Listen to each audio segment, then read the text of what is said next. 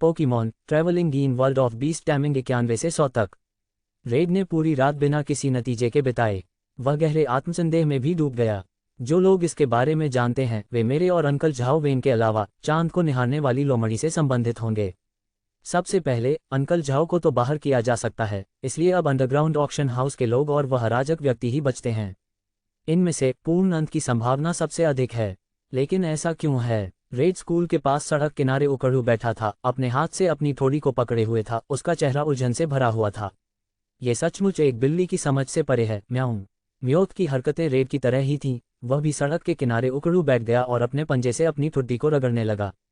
ये पूरी तरह से हैरान है, रेड ने उसे सुधारते हुए कहा। म्याऊं। तुम्हें कैसे पता चला कि मैं उस मीम का इस्तेमाल कर रहा था? म्याऊं। म्याउथ ने बिल्ली जैसी हैरानी भरी नज़र से पूछा। मुझे पहले पता नहीं था, लेकिन अब पता चल गया है क्योंकि तुमने इसे स्वीकार कर लिया है, रेड ने सपाट लहजे में कहा, फिर खड़ा हुआ और कैफेटेरिया की ओर चल दिया। तो बात कुछ ऐसी है। म्याऊं। वाह, ये तो बिल्कुल तला हुआ इंसान है। म्याऊं। म्याउथ ने मनुष्यों की बुराई का गहन अनुभव किया। ये विश्वासघाती है। रेड ने बिना सिर घुमाए ही फिर से सुधार किया। ये बिल्ली शायद कुछ म्याऊं वीज देखती थी, क्योंकि हाल ही में उसके बोलने का तरीका थोड़ा अजीब हो गया था। लेकिन वह कुछ कर भी नहीं सकता था। आखिर म्याउथ एक अकेला बिल्ली का बच्चा था और देखने में तो एक निराशावादी रोमांटिक लगता था। कैफेटेरिया के अंदर रेड अनमने ढंग से खाना खा रहा था जब राष्ट्रपति ली ने उसे फिर से देख लिया। रेड, हम कल गुप्त लोक में प्रवेश कर रहे हैं। क्या तुमने अपना सामान तैयार कर लिया है? राष्ट्रपति ली बैठ गए और उन्होंने पूछा। सामान? मुझे क्या क्या लाना होगा? क्या मेरे पालतू जानवर लाना ही काफ़ी नहीं है? रेड ने उलझन में पूछा। क्या ब्लेजिकेन और ड्रैगनाइट को साथ लाने से जीत पक्की नहीं हो जाएगी? गुप्त क्षेत्र वास्तव में एक शक्तिशाली विशेषज्ञ का पालतू पशु क्षेत्र है। हम प्रवेश करने के लिए एक विशेष विधि का उपयोग करते हैं। अंदर कई संसाधन हैं, लेकिन सबसे महत्वपूर्ण बात यह है कि कुछ पशु प्रशिक्षकों की मृत्यु हो गई है और उनके पालतू जानवर या शावक अंदर ही रह गए होंगे, राष्ट्रपति ली ने समझाया। रेड काफी समय से एक बात को लेकर सोच रहा था, इसलिए उसने मौका देखकर पूछ ही लिया। क्या ऐसा नहीं कहा जाता कि जब कोई पशु प्रशिक्षक मर जाता है तो पालतू पशुओं का स्थान ढह जाता है और पालतू पशु बेकाबू हो जाते हैं? मुझे इस बारे में जानने की उत्सुकता है। अगर यह ढह गया तो यह अभी भी एक गुप्त क्षेत्र का निर्माण कैसे कर सकता है? इस इमारत के ढह जाने की वजह से ही हमें अंदर जाने का मौका मिला है। उदाहरण के लिए इस मांस के टुकड़े को ही ले लीजिए। राष्ट्रपति ली ने अपनी थाली में रखे मांस के एक टुकड़े की ओर इशारा करते हुए कहा। ये कई टुकड़ों में बंट गया था और हमें उनमें से एक टुकड़ा मिल गया। ओह, तो ढह जाना का यही मतलब होता है? मुझे लगा था कि इसका मतलब है कि वह पूरी तरह से हवा में गायब हो गया। रेड ने सहमति में सिर हिलाया। कुछ जानवर तो पूरी तरह से गायब हो जाते हैं, इस बारे में सामान्यीकरण नहीं किया जा सकता। ऐसे भी मामले हैं जहां पशु प्रशिक्षक अपने पालतू जानवरों के लिए निर्धारित स्थान को अपने कनिष्ठों को प्रशिक्षण देने के लिए अलग कर देते हैं, राष्ट्रपति ली ने समझाया। वह वास्तव में रेड के प्रति काफी अच्छा व्यवहार करता था, हालांकि कभी कभी उसका अहंकार बहुत प्रबल हो जाता था और वह असफलता को स्वीकार करने में असमर्थ प्रतीत होता था। उदाहरण के लिए, अपनी पिछली लड़ाई में जब उसे एहसास हुआ कि उसका पालतू जानवर रेड को हराने के लिए पर्याप्त मजबूत नहीं है, तो उसने प्रोफेसर यान के पालतू जानवर का उपयोग करने का विकल्प चुना। दरअसल एक पशु प्रशिक्षक के लिए सबसे मूलभूत चीज पालतू पशु ही होती है। निषिद्ध क्षेत्रों की तुलना में गुप्त क्षेत्र थोड़े अधिक सुरक्षित होते हैं, लेकिन लंबे समय तक चलने वाले युद्ध गुप्त क्षेत्र को और अधिक अस्थिर बना देंगे। इसलिए आपको एक बहुत ही अच्छे पालतू जानवर भंडारण उपकरण की आवश्यकता है। लड़ाई को जल्द से जल्द समाप्त करने के बाद सबसे पहले पालतू जानवर को बांधने के लिए एक पालतू जानवर भंडारण उपकरण का उपयोग करें और फिर बाहर निकलने के बाद आप धीरे धीरे उसका पालन पोषण कर सकते हैं। राष्ट्रपति ली ने अपनी राय साझा की और सुझाव दिया कि रेड को पहले से ही कुछ पालतू जानवरों को रखने के उपकरण तैयार कर लेने चाहिए। क्या आपके पास कोई अतिरिक्त है? मुझे एक दे दीजिए। रेड ने राष्ट्रपति ली की ओर देखा। उन्होंने अभी तक इस दुनिया के पालतू जानवरों के भंडारण उपकरण नहीं देखे थे। उनकी मौजूदा जानकारी के अनुसार पालतू जानवरों को रखने वाले उपकरण कई आकारों में आते थे, लेकिन सबसे आम आकार गोलाकार और वर्गाकार थे। यही कारण था कि उनके पोके बॉल ने किसी का ध्यान आकर्षित नहीं किया। सभी के पास गोलाकार भंडारण उपकरण थे। ओह, राष्ट्रपति ली एक पल के लिए रुके, फिर उन्होंने अपना सिर हिलाया और अपने बैग से एक नीले रंग का गोलाकार उपकरण निकाला और उसे मेज पर रख दिया। मैंने 3 भंडारण उपकरण तैयार किए हैं, मैं ये वाला आपको दे दूंगा। नीली गेंद को देखकर रेड ने हाथ बढ़ाया और उसे उठा लिया। उसकी लाल और सफ़ेद गेंद अनलॉक हो गई थी। रेड ने पहले भी जानबूझकर इसी तरह की चीज़ों को छूकर उन्हें अनलॉक करने की कोशिश की थी, लेकिन ये काम नहीं आया था। उसे अभी भी अनलॉक करने का तरीका समझ नहीं आया था। धन्यवाद, दरअसल मैंने कुछ तैयार कर रखा है। देखिए, उसने एक लाल और सफ़ेद गेंद निकाली, उसे राष्ट्रपति ली के सामने लहराया और नीली गेंद उन्हें वापस कर दी। ओह, ठीक है, वैसे मेरे पास भी ज़्यादा पैसे नहीं हैं। ऐसी एक गेंद की कीमत 1 लाख से भी ज़्यादा है, और अगर यह विफल हो जाता है तो उपकरण बेकार हो जाता है। ये सचमुच एक बहुत बड़ा जोखिम है। राष्ट्रपति ली ने नीली गेंद वापस ले ली, उनकी आंखों में दृढ़ संकल्प की चमक थी। उनकी सारी संपत्ति इन्हीं 4 गेंदों में लगी हुई थी। हर किसी के लिए जीवन कठिन होता है। रेड ने अपने पोके बॉल की संख्या पर एक नज़र डाली। हील बॉल 99,999, लाल और सफ़ेद बॉल 99,999। क्या मैंने सैंक्शन हॉर्न लान पर हील बॉल का इस्तेमाल नहीं किया था? फिर भी उसकी संख्या कम क्यों नहीं हुई? पवन आत्मा चंद्र छाया संप्रदाय की तकनीकें सचमुच भयावह हैं। रेड आश्चर्यचकित रह गया, ऐसा लग रहा था कि उसके पास गेंदों की कभी कमी नहीं होगी। रेड, याद रखना कल देर मत करना। हम सुबह ठीक 6 बजे प्रवेश करेंगे, इसलिए तुम्हें जल्दी पहुंचना होगा। इस बार टीम के नेता विश्वविद्यालय के सबसे प्रतिभाशाली विषय शिक्षकों में से एक शिक्षक कियू जिंग और प्रोफेसर हुआंग जुवेन हैं।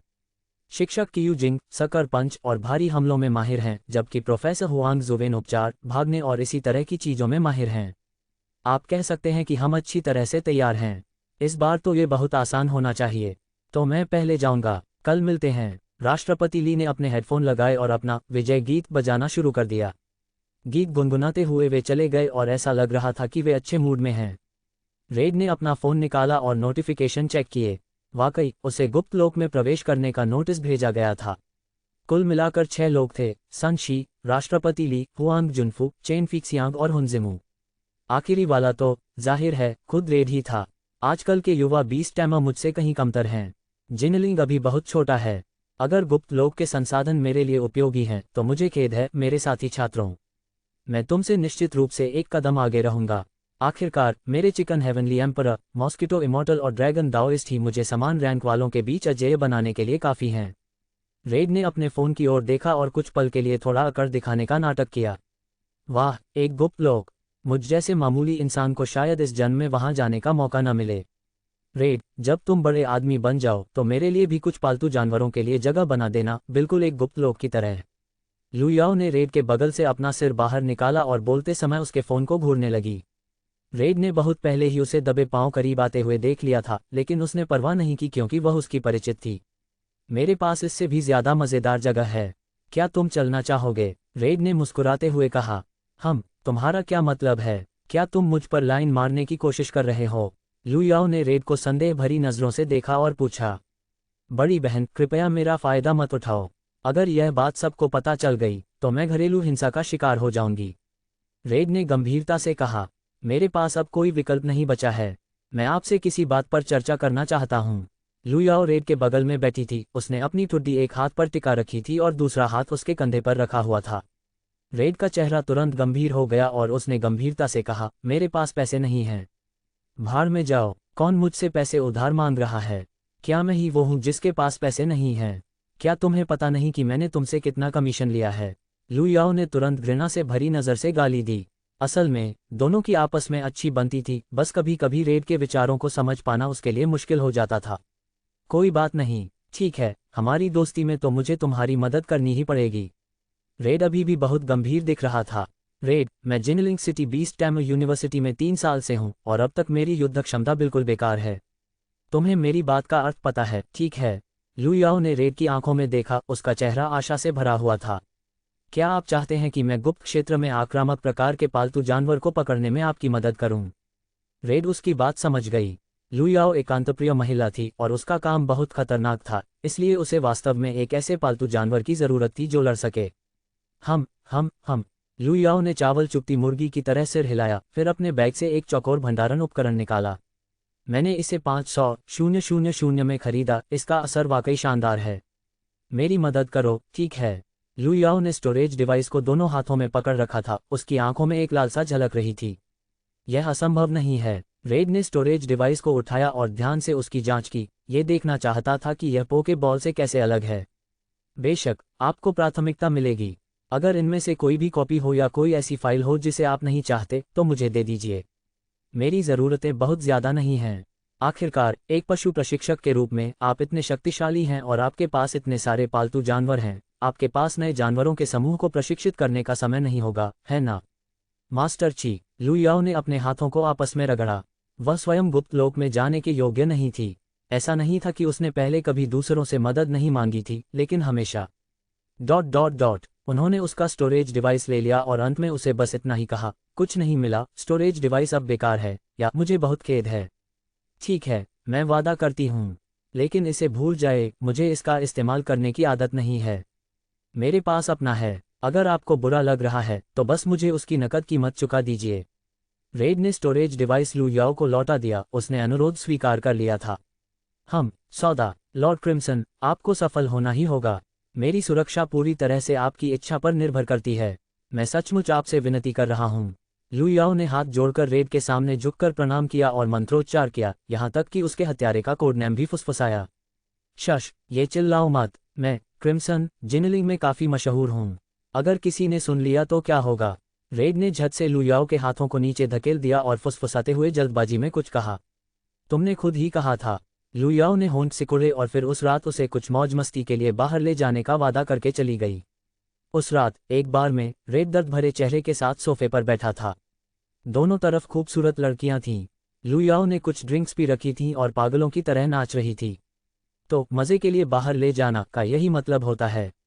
सच में ऐसा मत करो, मुझमें बहुत आत्मनियंत्रण है। महिलाएं केवल मेरे और मेरे पोकेमोन के बीच सिंक्रोनाइजेशन दर को प्रभावित करेंगी। लू याओ ने तो उसके लिए 2 लड़कियां भी ढूंढ निकालीं। आखिर वो उसे क्या समझती थी? नैतिकता का पतन वास्तव में हो रहा है। रेड ने लू याओ की जमकर आलोचना की, फिर उठकर चला गया। यह उसकी छोटी प्रेमिका के साथ उसके रोजाना के वीडियो कॉल का समय था। वह और लीफ हर दिन वीडियो कॉल करते थे और वे इससे कभी नहीं उबे। कुछ हल्की फुल्की बातचीत के बाद लीफ और रेड ने संतुष्ट होकर फोन रख दिया। रेड ने इस बात को बिल्कुल भी नहीं छिपाया कि वह एक बार में था और लीफ को इससे जरा भी आपत्ति नहीं थी। लीफ ने यह भी बताया कि वह कल स्कूल की एक गतिविधि में भाग ले रही है और कहा कि जब वह गतिविधि समाप्त होने के बाद उनसे मिलेगी तो वह रेड से अपनी प्रशंसा जरूर करवाएगी। ऐसा लग रहा था कि उनका भरोसा चरम सीमा पर पहुंच गया है। अगले दिन रेड समय से पहले पहुंच गया। उसने चारों ओर देखा, वहां ठीक 6 छात्र थे। शुभ प्रभात। सुबह श्री ली और सनशे ने उनका अभिवादन किया और रेड ने दोनों का जवाब दिया। सनशे कुछ ज्यादा ही घुल मिल गई थी, जबकि उनकी मुलाकात सिर्फ 2 बार हुई थी। गुप्त क्षेत्र में प्रवेश करना निषिद्ध क्षेत्र की तुलना में अपेक्षाकृत सुरक्षित है। लेकिन मेरी बस एक ही बात याद रखने लायक है, लालची मत बनो। अगर कोई दुर्घटना हो जाए तो तुरंत मदद के लिए फ़ोन करना न भूलें। प्रोफेसर हुआन प्रवेश द्वार पर हमारा इंतजार कर रहे होंगे। जब तक आप जीवित हैं, प्रोफेसर हुआन के हस्तक्षेप से आपकी जान बच सकती है। ध्यान रखें, हालांकि गुप्त क्षेत्र अपेक्षाकृत सुरक्षित हैं, लेकिन ये केवल सापेक्षिक है। लालच न करें। यदि आपको कोई स्थानिक अस्थिरता दिखाई दे तो तुरंत दूर हट जाएं। चाहे आपके पास कितने भी खजाने हों, लालच मत करो। आपको ये सुनिश्चित करना होगा कि आप अपने अनमोल जीवन के साथ खिलवाड़ न करें। Jeans, slim fit leather jacket और बिना फ्रेम वाले चश्मे पहने एक महिला सबके सामने खड़ी होकर निर्देश दे रही थी और बार बार एक ही बात पर जोर दे रही थी, लालची मत बनो। लेकिन रेड उसकी हेयर स्टाइल को देख रही थी, नेजा की तरह 2 छोटे छोटे जुड़े। प्रसिद्ध चीनी लड़की के बैल के सींग के आकार के बंस। ये Jinling city beast time university के विशेष श्रेणी के शिक्षक थे, जिनकी क्षमता पहले से ही एक क्लास के शीर्ष पर थी। ए रैंक से ऊपर होने से बस एक कदम दूर, शिक्षक क्यूजिंग। उसके बगल में एक ऊर्जावान दिखने वाला बूढ़ा व्यक्ति खड़ा था, जिसकी उम्र संभवतः प्रोफेसर यान के बराबर ही थी। वास्तव में श्री ली द्वारा उल्लेखित वही व्यक्ति जीवन बचाने में माहिर थे, प्रोफेसर हुआंग जुवेन। रेड ने देखा कि वह एक छात्र के हाथ में कुछ ठूंस रहा था, एक चपटी डिब्बे जैसी वस्तु, एक पालतू जानवर को रखने का उपकरण।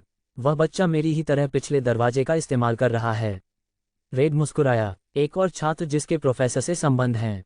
हालांकि इससे कोई खास फर्क नहीं पड़ता कि वह चोरी छिपे रास्ता अपनाता है या नहीं, वह पहले से ही इन विश्वविद्यालय के छात्रों से कई कदम आगे है। एक आखिरी बात, चून की गुप्त क्षेत्र वास्तव में ढह चुके पालतू जानवरों के स्थान है, इसलिए जब तक आप सीमा तक पहुंच जाते हैं तब तक आप बाहर निकल सकते हैं। अगर सचमुच कोई दुर्घटना होती है तो सभी को केवल पश्चिम की ओर जाना चाहिए। सर्वेक्षण के अनुसार प्रोफेसर हुआन का स्थान इस गुप्त क्षेत्र के पश्चिम में है। तो चलिए सब लोग चलें। प्रोफेसर हुआन, कृपया। क्यूजिंग ने प्रोफेसर हुआन की ओर मुड़कर देखा, जिन्होंने उसकी ओर सिर हिलाया, फिर एक डिब्बा निकाला, उसे खोला और उसमें से एक विचित्र उपकरण निकाला। डिवाइस को जमीन पर रखने के तुरंत बाद एक दृश्यमान लहर बाहर की ओर फैल गई। सबकी आंखों के सामने अंतरिक्ष पानी की तरह लहरों से भर गया। ये खुला है, एक एक करके मेरे पीछे आओ। कियू जिंग ने बढ़त बनाई और सीधे अंदर घुस गई। सूर्य उसके ठीक पीछे पीछे चल रहा था और बाकी लोग एक एक करके अंदर चले गए। रेड के प्रवेश करने के बाद उसने खुद को एक जंगल में पाया जो किसी प्राचीन जंगल जैसा दिखता था। पेड़ लंबे और घने थे जिन पर बहुत सी लताएं लिपटी हुई थीं। चारों ओर देखने पर उसे पता चला कि वह अकेला है। मेरे अंदर प्रवेश करते ही यह एक एकल कालकोठरी में बदल गया। तो फिर टीम का नेतृत्व करने वाले शिक्षक का क्या मतलब है? रेड को कुछ समझ नहीं आया। तभी उसके सामने एक बड़ा चूहा प्रकट हुआ जिसके हाथ में किसी प्रकार का बेर था। रेड, ओह बड़ा चूहा, घूरते हुए, तुम अपने उन बड़े पीले दांतों से क्या देख रहे हो? रेड ने एक लाल और सफ़ेद गेंद निकाली और उसे सीधे उस बड़े चूहे के माथे पर दे मारा। टकराना। लाल और सफ़ेद गेंद बड़े चूहे के सिर पर जोर से लगी जिससे उसे चक्कर आने लगा। दर्द से चीखते हुए वह लाल और सफ़ेद गेंद के अंदर समा गया। एक प्रतीकात्मक उछाल के बाद रेड ने एक पालतू जानवर को पकड़ लिया। रेड ने लेवल 14 का रैटेटाटा भी अनलॉक कर लिया। यह एक संतोषजनक कैच पकड़ने का एहसास है। रेड को ये तुरंत बहुत दिलचस्प लगा और उसने एक और लाल और सफ़ेद गेंद निकाली और जंगल में और अंदर की ओर बढ़ गया। बज़वोल, मेगा थ्रो का इस्तेमाल करो। घने जंगल में रेड ने अपना हाथ उठाया और एक आदेश दिया। झाड़ी। बज़वोल ने एक पोज बनाया, फिर एक गेंद फेंकी। टकराना। 50 सेंटीमीटर ऊंचे पालतू जानवर के माथे पर जोरदार प्रहार हुआ। सीधे बेहोश होने के बाद इसे लाल और सफ़ेद गेंद में खींच लिया गया। रेड दौड़कर गया और लाल और सफ़ेद गेंद उठा ली। झाड़ी। बज़वोल ने एक और बल का पोज बनाया और उसके गुण बढ़ गए। कोई ज़रूरत नहीं, अगर तुम ऐसे ही ढेर लगाते रहे तो एक गेंद इन छोटी छोटी चीज़ों के दिमाग को चूर चूर पेस्ट बना देगी। बस करो, बज़वोल। रेड तेजी से दौड़ा और बज़वोल की उभरी हुई विस्फोटक मांसपेशियों वाली बांह को दबाकर उसे रोकने की कोशिश की। रेड ने अपने शिकार पर नज़र डाली। उसने पहले ही 1 दर्जन से ज़्यादा तरह तरह के पालतू जानवर पकड़ लिए थे। पहले तो वह ये काम खुद करता था, लेकिन फिर उसे इसमें परेशानी होने लगी। जब एक मानवाकार बिल्ली गेंद से नहीं पकड़ी गई तब उसने बज़वोल को बुलाया जिसने लेवल 28 की मानवाकार बिल्ली को थप्पड़ मारकर बेहोश कर दिया। तभी रेड को अचानक एक विचार आया और उसने बज़वोल से गेंदें फेंकने में मदद लेने का फैसला किया। असल में उसका इन पालतू जानवरों को प्रशिक्षित करने का कोई इरादा नहीं था। पालतू जानवरों की बात छोड़िए, पोकेमोन के मामले में भी वह खेल खेलते समय केवल कुछ ही पोकेमोन को प्रशिक्षित करने पर ध्यान देता था। हालांकि उसके पास लाल और सफ़ेद रंग की बहुत सारी गेंदें थीं और हर बार गेंद फेंकने पर उसे पकड़ने का रोमांच रेड को बेहद आकर्षित करता था। खेल में सड़क के किनारे किसी भी जीव को एक गेंद से पकड़ लेना ही संतोष की अनुभूति देता है। वास्तविक दुनिया की तो बात ही अलग है। उनका मानना था कि कोई भी पोकेमोन ट्रेनर गेंद फेंकने के इस रोमांच को ठुकरा नहीं सकता। चलिए और गहराई में चलते हैं। ये जगह मुझे सचमुच आश्चर्यचकित करती है। यहाँ विविधता बहुत अधिक है। क्या ऐसा नहीं कहा जाता कि एक पशु प्रशिक्षक के पालतू पशुओं के स्थान में रखे जा सकने वाले पालतू पशुओं की संख्या सीमित होती है? यहाँ बहुत सारी प्रजातियाँ हैं। कुत्ते, बिल्लियाँ और चूहे हर जगह हैं। ये जगह लगभग फुत्सिया सिटी के सफारी जोन जैसी ही थी। घने जंगल के एक अन्य हिस्से में अपने फ़ोन को देखते हुए, जिसमें बिल्कुल भी सिग्नल नहीं था, कियू जिंग का चेहरा भयावह रूप से गंभीर था। कुछ तो हुआ है। मुझे उम्मीद है कि वे सभी मेरी कही हुई बातें याद रखेंगे। जब तक वे मेरी बात मानेंगे तब तक कोई हताहत नहीं होना चाहिए। कियू जिंग ने एक पालतू जानवर को बुलाया। यह एक विशालकाय मेपल का पत्ता था जिस पर एक प्यारा सा छोटा चेहरा बना हुआ था। पश्चिम की ओर जाओ और प्रोफेसर हुआन को ढूंढो। ध्यान रहे, रास्ते में अगर किसी से भी सामना हो तो छिप जाओ। कियू जिंग ने एक कलम निकाली और मेपल के पत्ते पर 8 शब्द लिखे। गुप्त क्षेत्र अतिव्यापी हो रहे हैं, सहायता का अनुरोध है। जाना। कियू जिंग ने मेपल के पत्ते पर बने छोटे से चेहरे को धीरे से सहलाते हुए कहा। मेपल का पत्ता हवा में तैरता हुआ 2 बार हिला, मानो सिर हिला रहा हो। फिर प्यारा सा चेहरा बना हुआ यह मेपल का पत्ता पश्चिम की ओर तैरने लगा। देखने में ये बिल्कुल एक साधारण मेपल के पत्ते जैसा लग रहा था। ये बहुत तेजी से तैरने लगा और जल्द ही कियू जिंग की नज़रों से ओझल हो गया। प्लीज़ कुछ भी न होने देना। धिक्कार है। जब मैं एक टीम का नेतृत्व कर रहा था तभी एक बेहद कम संभावना वाली गुप्त क्षेत्र ओवरलैप घटना घटित हो गई। हे भगवान, क्या आप जानबूझकर मेरे साथ खिलवाड़ कर रहे हैं? कियू जिंग ने अपना चश्मा ऊपर किया और वह लगातार चिड़चिड़ी होती जा रही थी। रेड को छोड़कर बाकी 5 छात्रों को सीक्रेट रियल ओवरलैप के बारे में पता था। ये काफ़ी संतोषजनक था। मैंने खूब मज़ा किया। अब देखते हैं कि क्या कोई मुझसे थोड़ी बेहतर योग्यता वाला छात्र है। मैं अपनी अच्छी दोस्त बड़ी बहन नंबर 36 के लिए एक आक्रामक पालतू जानवर लाऊंगा। आज मैं टीम रॉकेट्स में बदल जाऊंगा। रेड ने थोड़ी देर आराम किया और 2 बेर खाए। सच कहूं तो वे काफ़ी स्वादिष्ट थे। रेड ने बज़वोल को वापस बुला लिया। वह बहुत बड़ा था और चलते समय बहुत शोर करता था। इसके अलावा अभी अभी एक और घटना हुई थी जिसमें बज़वोल एक ही बार में किसी जानवर को पकड़ने में नाकाम रहा था। रेड को अब शक होने लगा था कि वह जितना आगे बढ़ता जाएगा पालतू जानवरों का स्तर उतना ही बढ़ता जाएगा। मुझे याद है, अगर कोई दुर्घटना हो जाए तो पश्चिम की ओर जाओ। मैं अभी बहुत अच्छा महसूस कर रहा हूँ, इसलिए फ़िलहाल इसकी कोई ज़रूरत नहीं है। रेड ने ब्लेज़िकेन को बुलाने के लिए अपना हाथ उठाया और एक बेतरतीब दिशा में आगे बढ़ा। चलो, ब्लेज़िकेन ने रेड का अभिवादन किया। रेड, हाँ हाँ। वह आदमी और मुर्गी गहराई की ओर चल पड़े। इस दौरान रेड ने अपने सामने आए पालतू जानवरों पर कोई हमला नहीं किया क्योंकि उनके जैसे ही जानवर फिर से दिखने लगे थे।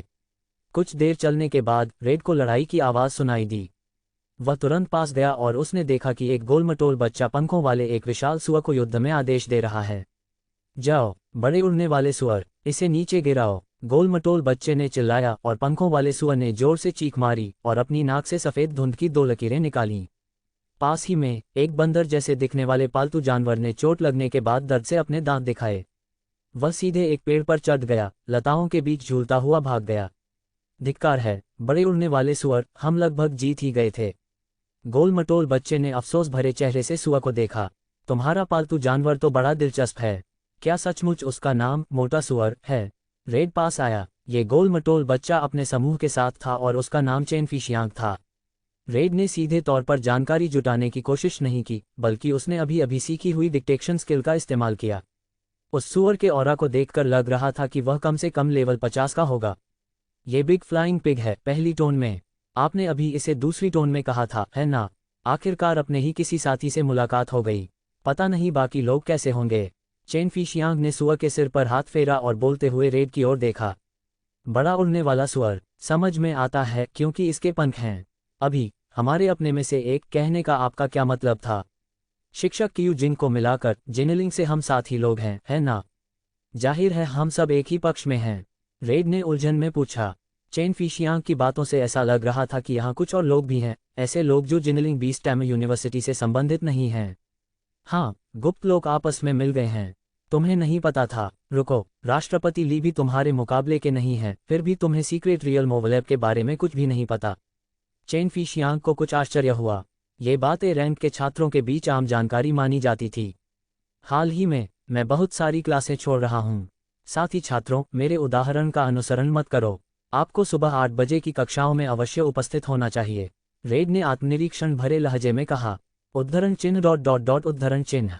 चेनफिशियांग कुछ देर के लिए अवाक रह गई, फिर असहाय होकर बोली, गुप्त क्षेत्र एक खंडित पालतू पशु स्थान है। इस बात की संभावना बहुत कम है कि पालतू पशु स्थानों के 2 खंड आपस में ओवरलैप हों। अंतरिक्ष विकृत हो जाएगा। दूसरे शब्दों में, जिस स्थान से हमने गुप्त लोक में प्रवेश किया था वह वास्तव में वही रहेगा, लेकिन हम अलग अलग स्थानों पर प्रकट होंगे। यही गुप्त लोक अतिक्रम की घटना है। ओह, तो ये कोई बड़ी बात नहीं है, है ना? रेड को फिलहाल कोई खतरा सुनाई नहीं दिया। आखिर वे बस अलग हुए थे। अगर वे इसे संभाल नहीं सकते तो वे पश्चिम की ओर बढ़ते रह सकते हैं। नहीं, खतरा तो ठीक यही है। सामान्यतः इस स्थिति में गुप्त क्षेत्र की अस्थिरता गौण होती है।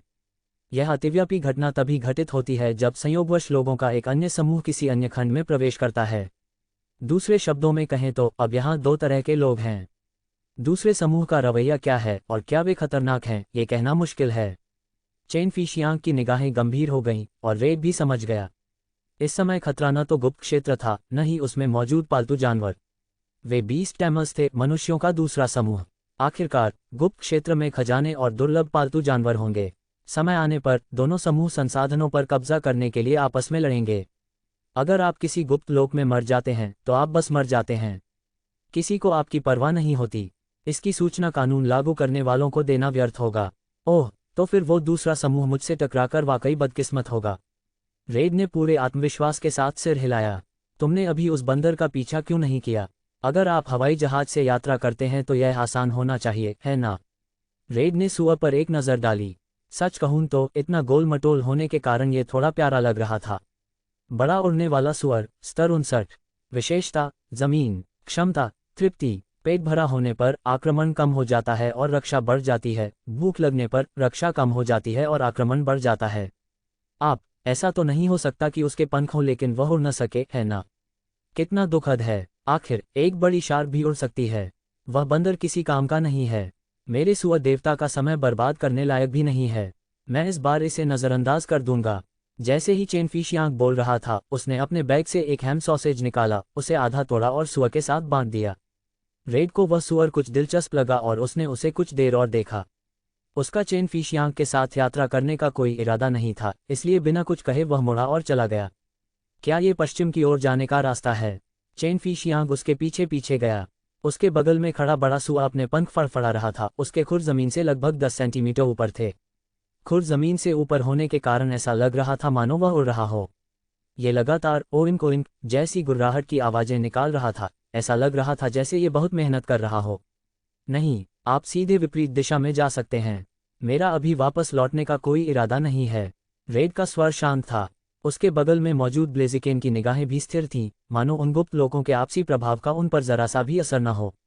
2.5 साल से युद्ध का प्रशिक्षण ले रहे पोकेमोन होने के नाते ब्लेज़िकेन को बिल्कुल भी दबाव महसूस नहीं हुआ। चलो साथ चलते हैं, हम एक दूसरे का ख्याल रख सकते हैं। आपको पता होना चाहिए कि 2A रैंक वाले लोगों के एक साथ जाने से सुरक्षा दर काफ़ी बढ़ जाती है। चेनफिश यांग रेड का पीछा करता रहा। शायद उसे लगा कि उसका बड़ा उड़ने वाला सुअर बहुत धीरे उड़ रहा है, इसलिए उसने उसे पालतू जानवरों के स्थान पर वापस बुला लिया। जो भी हो, मुझे परवाह नहीं है, रेड ने बेपरवाही से कहा। अचानक उसकी आंखों में चमक आए और उसने जोर से एक लाल और सफ़ेद गेंद एक दिशा में फेंक दी। बैंग! एक पालतू जानवर लाल और सफ़ेद गेंद में समा गया। जैसे ही गेंद जमीन पर गिरी, थोड़ी ही दूरी पर 2 और आकृतियां दिखाई दीं। लगभग 30 वर्ष आयु के 2 पुरुष। धप धप धप। दोनों पक्षों की निगाहों के सामने लाल और सफ़ेद गेंद ने कैच पूरा कर लिया। वहां प्रकट हुए व्यक्तियों में से एक तेजी से चलकर आया और लाल और सफ़ेद गेंद को अपने हाथ में छीन लिया। ये क्या बकवास है? तुम्हारी समस्या क्या है? मेरे दोस्त ने उसे पकड़ लिया। मेरा दोस्त ऐसा व्यक्ति नहीं है जिससे पंगा लिया जाए। बेहतर होगा कि तुम उस स्टोरेज डिवाइस को वापस वहीं रख दो और मुझे 20,000 युआन दे दो, वरना तुम्हें भारी कीमत चुकानी पड़ेगी। रेड के कुछ बोलने से पहले ही चेनफिश यांग भड़क उठा। वह आगे बढ़ा, दोनों आदमियों की ओर इशारा किया और अपना नाटक शुरू कर दिया। गुप्त लोक में तुम्हें क्या मिला? सब कुछ सौंप दो। पोके बॉल पकड़े हुए व्यक्ति ने चेनफिश यांग और रेड की बिल्कुल भी परवाह किए बिना जोर से चिल्लाया। क्या तुम पहले दौड़ोगे? रेड ने चेनफिश यांग की ओर देखा। उसे अभी भी Jinling city beast time university के छात्रों की गुणवत्ता के बारे में यकीन नहीं था। खैर, अगर ये ईमानदार दिखने वाला मोटा आदमी यहाँ न होता तो वो दोनों आते ही मर जाते। मंजर बेहद खूनी होता। ये कैसी बातें हैं? चिंता मत करो, मैं चेनफिश यांग बिल्कुल भी कायर नहीं हूँ जो युद्ध से पीछे हट जाए। मैं तुम्हारे साथ कंधे से कंधा मिलाकर लड़ूंगा। आखिर मैं Jinling city beast time university का छात्र हूँ। मैं सिर्फ इसलिए कैसे भाग सकता हूँ क्योंकि मेरा सामना कुछ जंगली जानवरों के प्रशिक्षकों से हो गया। चेनफिश यांग ने न्यायपूर्ण आक्रोश के साथ बात की। जब वह अपना भाषण दे रहा था, रेड उसे पीड़ा भरी निगाहों से देख रहा था। उसके मन में यह सवाल उठ रहा था कि क्या उन्हें सीधे मार डालने से इस विश्वविद्यालय के छात्र को तनाव की प्रतिक्रिया होगी। उन्हें चुने हुए लोग कहा जाता था, प्रतिष्ठित विद्यालयों के शीर्ष स्तर के विश्वविद्यालय छात्र। लेकिन वे अभी भी केवल विश्वविद्यालय के छात्र थे जिन्होंने समाज की कठोरता का अनुभव नहीं किया था। गुप्त क्षेत्र में प्रवेश करने के लिए वे स्पष्ट रूप से प्रथम श्रेणी के छात्र थे।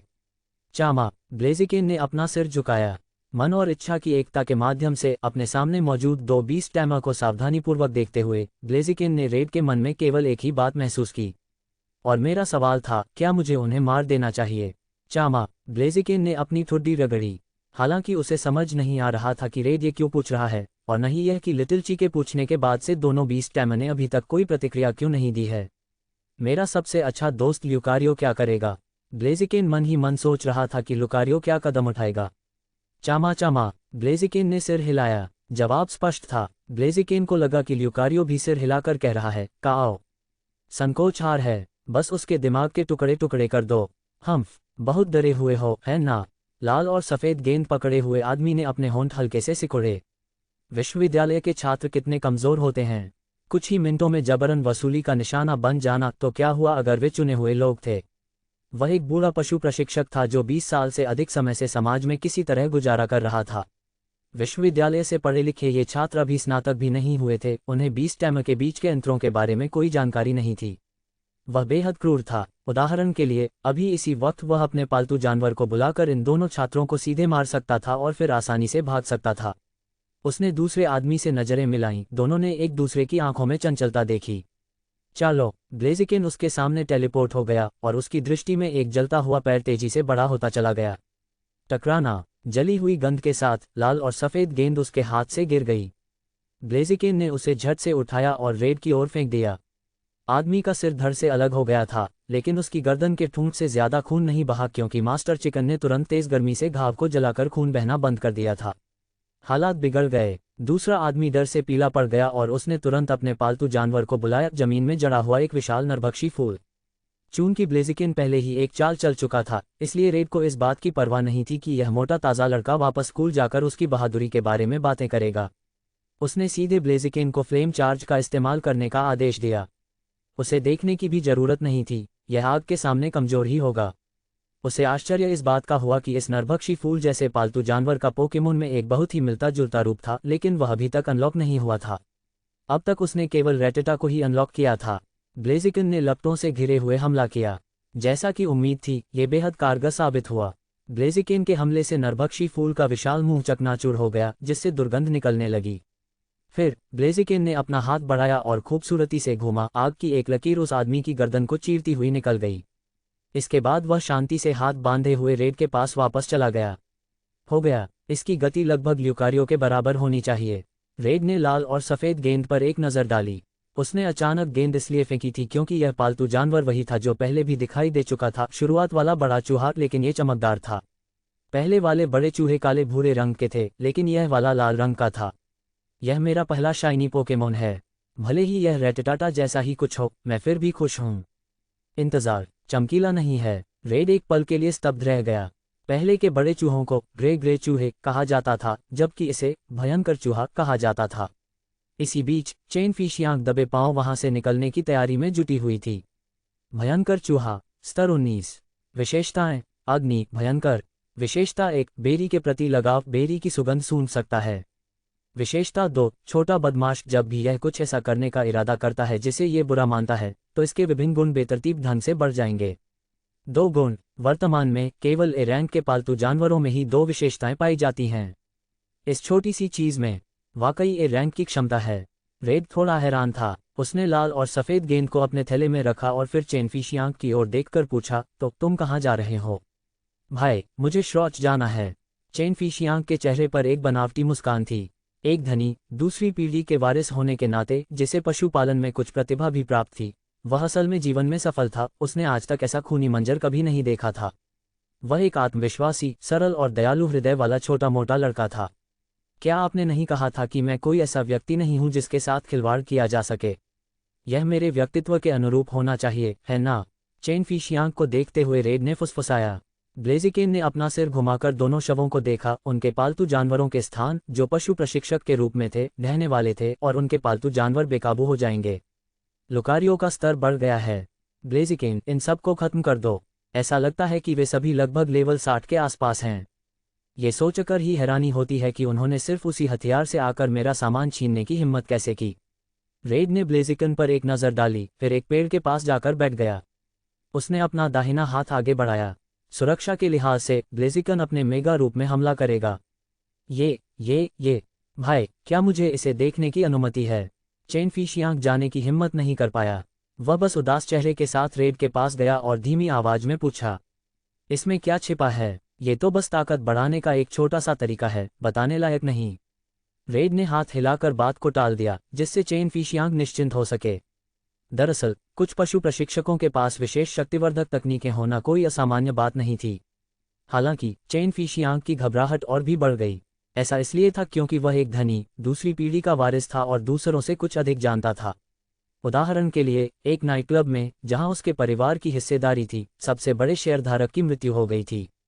उस व्यक्ति का नाम काई बाओकाई था और कहा जाता है कि उसके अंगरक्षकों को भी मार दिया गया था। ये काम करने वाला व्यक्ति हत्यारा चिहोंग था, जिसने हाल ही में जिनलिंग में अपना नाम कमाया था। पालतू जानवर की ताकत बढ़ाने का ये तरीका असैसिन चिहोंग के तरीके से काफ़ी मिलता जुलता था। चेन फिशियांग खुद को यह यकीन दिलाना चाहता था कि यह महज एक संयोग है, लेकिन रेड का ब्लेज़िकिन अपने हमलों में बहुत क्रूर था। ये किसी सामान्य विश्वविद्यालय के छात्र के बस की बात नहीं थी। अगर वह असैसिन चिहोंग था, तो सब कुछ समझ में आ गया। चलो। ब्लेजिकेन ने चीख मारी और अत्यंत गति से उन्मादी पालतू जानवरों के समूह पर टूट पड़ा। बस दोनों लोगों के पालतू जानवरों के स्थान ढह गए और 6 उन्मादी पालतू जानवर प्रकट हो गए। जैसा कि रेड ने उस पिरान्हा प्लांट के स्तर से अनुमान लगाया था, उनमें से एक भी स्तर 70 तक नहीं पहुंचा। ब्लेजिकेन की हरकतें अविश्वसनीय रूप से सहज थीं। आखिरकार यह एक लड़ाकू मुर्गा था, हर चाल और मुद्रा अनुशासित थी और इसके विभिन्न कौशल बेहद शक्तिशाली थे। यह एक बनाम 6 की लड़ाई थी और भले ही 6 बेकाबू थे, इस समय युद्ध की स्थिति पूरी तरह से एक तरफा थी। भाई, तुम ऐसा नहीं कर सकते। क्या आप आजकल कोई अंशकालिक नौकरी कर रहे हैं? चेन फीशियांग नीचे बैठ गई और फुसफुसाते हुए पूछा। तुम क्यों पूछ रहे हो? क्या ये किसी तरह से स्पष्ट है? रेड ने उसकी तरफ नहीं देखा, बल्कि ब्लेजिकेन की लड़ाई पर ध्यान केंद्रित किया। मुर्गे की गति तेज होती जा रही थी। गति ही शक्ति थी, जितनी तेजी से वह चलता, उसके वार उतने ही जोरदार होते। चेन फीशियांग के लिए रेड की बातें मानो एक तरह से स्वीकारोक्ति थीं। मैं आजकल पालतू जानवरों के विकास से संबंधित काम कर रहा हूं, शायद इसे अंशकालिक नौकरी कह सकते हैं। आखिरकार मैं पालतू जानवरों के विकास के सभी रहस्यों में महारत हासिल करने वाला विकासवादी बनना चाहता हूं। लेकिन उससे पहले मुझे पालतू जानवरों के प्रजनन का ज्यादा अनुभव नहीं है, अन्यथा मैं भी एक प्रजनक बन सकता था। रेड खड़ा हो गया। ब्लेजिकेन अपना काम लगभग पूरा कर चुका था। उसे बाद में ब्लेजिकेन के आग बुझाने के प्रयासों पर नजर रखनी थी, अन्यथा रेड को लगा कि अगर आग लग गई तो काफी परेशानी हो सकती है। क्या विकासवादी, क्या प्रजनक? चेन फीशियांग एक पल के लिए स्तब्ध रह गया। उसे रेड की बात बिल्कुल समझ नहीं आई।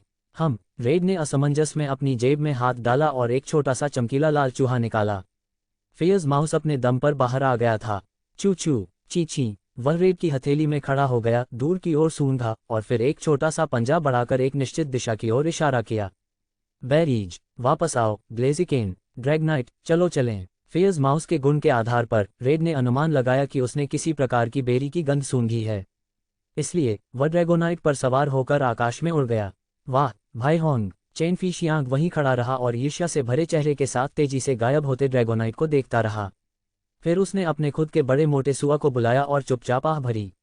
इस समय गुप्त क्षेत्र के भीतर एक निश्चित स्थान पर 3 पालतू जानवर एक विशालकाय भरिंग पर हमला कर रहे थे। इस भरिंग के पूरे शरीर से एक विशेष प्रकार की आभा निकल रही थी और यह बेहद चिड़चिड़ा लग रहा था। तेज चलो, गुप्त क्षेत्र में ज्यादा देर तक लड़ नहीं सकते, वरना वह ढह जाएगा।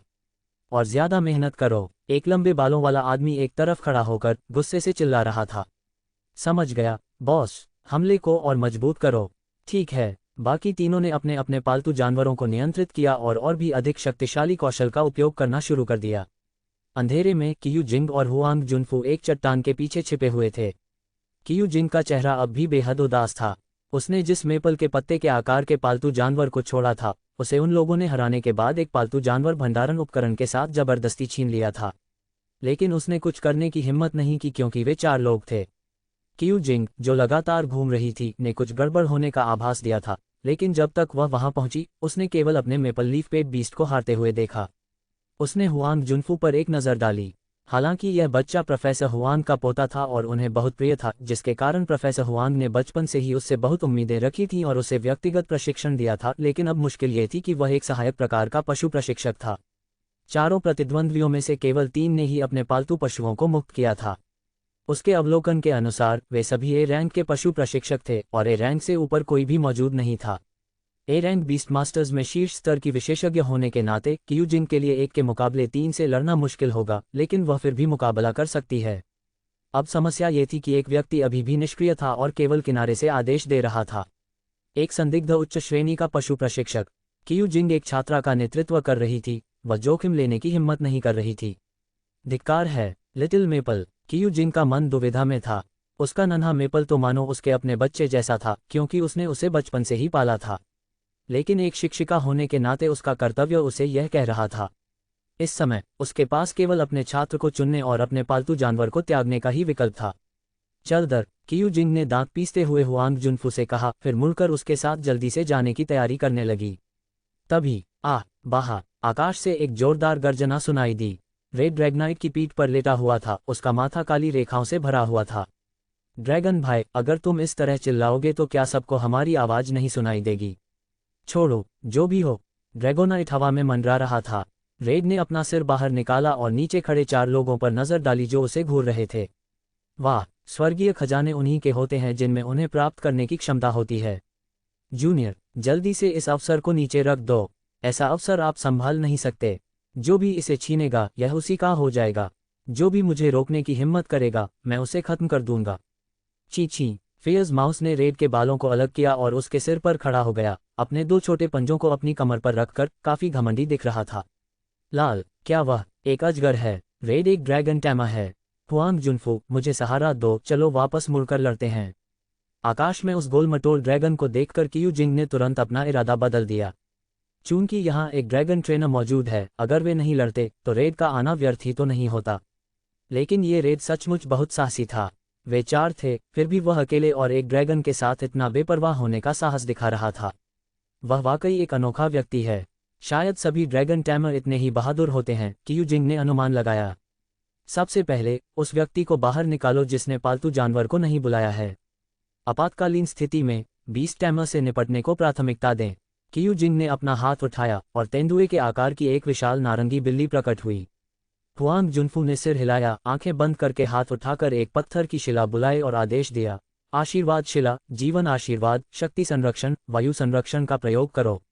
म्याऊं। प्रकाश की किरणें उस बड़ी नारंगी बिल्ली पर पड़ी और उसने एक मधुर, सुकून भरी म्याऊं की आवाज निकाली। लंबे बालों वाले उस व्यक्ति ने, जिसने किसी पालतू जानवर को नहीं बुलाया था, अपना सिर घुमाया तो देखा कि एक नुकीला पंजा पहले से ही उसकी आंखों के सामने था। बैंग। उसका पालतू जानवर तुरंत प्रकट हुआ और उसने लंबी बालों वाले आदमी के ठीक सामने बड़ी नारंगी बिल्ली को एक तरफ धकेल दिया। लंबे बालों वाले आदमी ने अपने चेहरे को छुआ, वहां एक गहरा घाव था और उसका चेहरा तुरंत बिगड़ गया। अगर मुझे तुम्हारे पालतू जानवर की आभा का एहसास न होता तो तुम सचमुच सफल हो जाते। कुतिया। लंबे बालों वाले व्यक्ति की आंखों में क्रोध की ज्वालाएं भड़क उठीं जब उसने कियू जिंग को टकटकी लगाकर देखा। उसके बगल में महीन शल्कों से ढका हुआ और मछली के सिर वाला एक अजीब पालतू जानवर दुबका हुआ था, जिसकी मृत मछली जैसी आंखें भी कियू जिंग को घूर रही थीं। इसकी आभा मेरे बिग ऑरेंज से मिलती जुलती है, शायद हो सकता है। जब तक रेड उन तीनों को रोके रख सकता है तब तक उसे मारने का मौका है। कियू जिंग को अब काफी राहत महसूस हो रही थी। हालांकि स्थिति थोड़ी खराब थी, फिर भी आखिरकार उसके पास एक अत्याचारी रूपांतरित पालतू जानवर तो था ही। किसी गुप्त क्षेत्र में अत्याचारी रूपांतरण वाले पालतू जानवर के प्रकट होने की संभावना कम थी, लेकिन शून्य नहीं थी। अगर ये लोग यहाँ नहीं होते तो एक भी अत्याचारी रूपांतरित पालतू जानवर को अचानक मिला अवसर माना जाता। आमतौर पर एक अग्रणी शिक्षक किसी अत्याचारी रूपांतरित पालतू जानवर को हराने और वश में करने में सक्षम हो सकता है। क्या कियू जिंग नाम का वह प्रमुख शिक्षक भी यहाँ मौजूद है? हे भगवान, यह मेरी तरफ क्यों आ रहा है? रेड ने अपना सिर घुमाया और देखा कि टायरेंट अपने पंख फड़फड़ाता हुआ सीधे उसकी ओर बढ़ रहा है। लेवल 87 का अत्याचारी रूपांतरण पालतू जानवर, फिटनेस ब्रो, मैं इसे तुम्हारे भरोसे छोड़ता हूँ। रेड ने बजवोल को बुलाने के लिए अपना हाथ उठाया।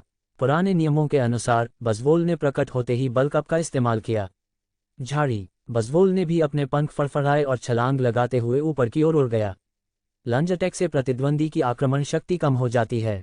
अत्याचारी रूपांतरित भरिंग ने एक तीखी चीख निकाली और फिर बेरहमी से बजवोल पर हमला कर दिया।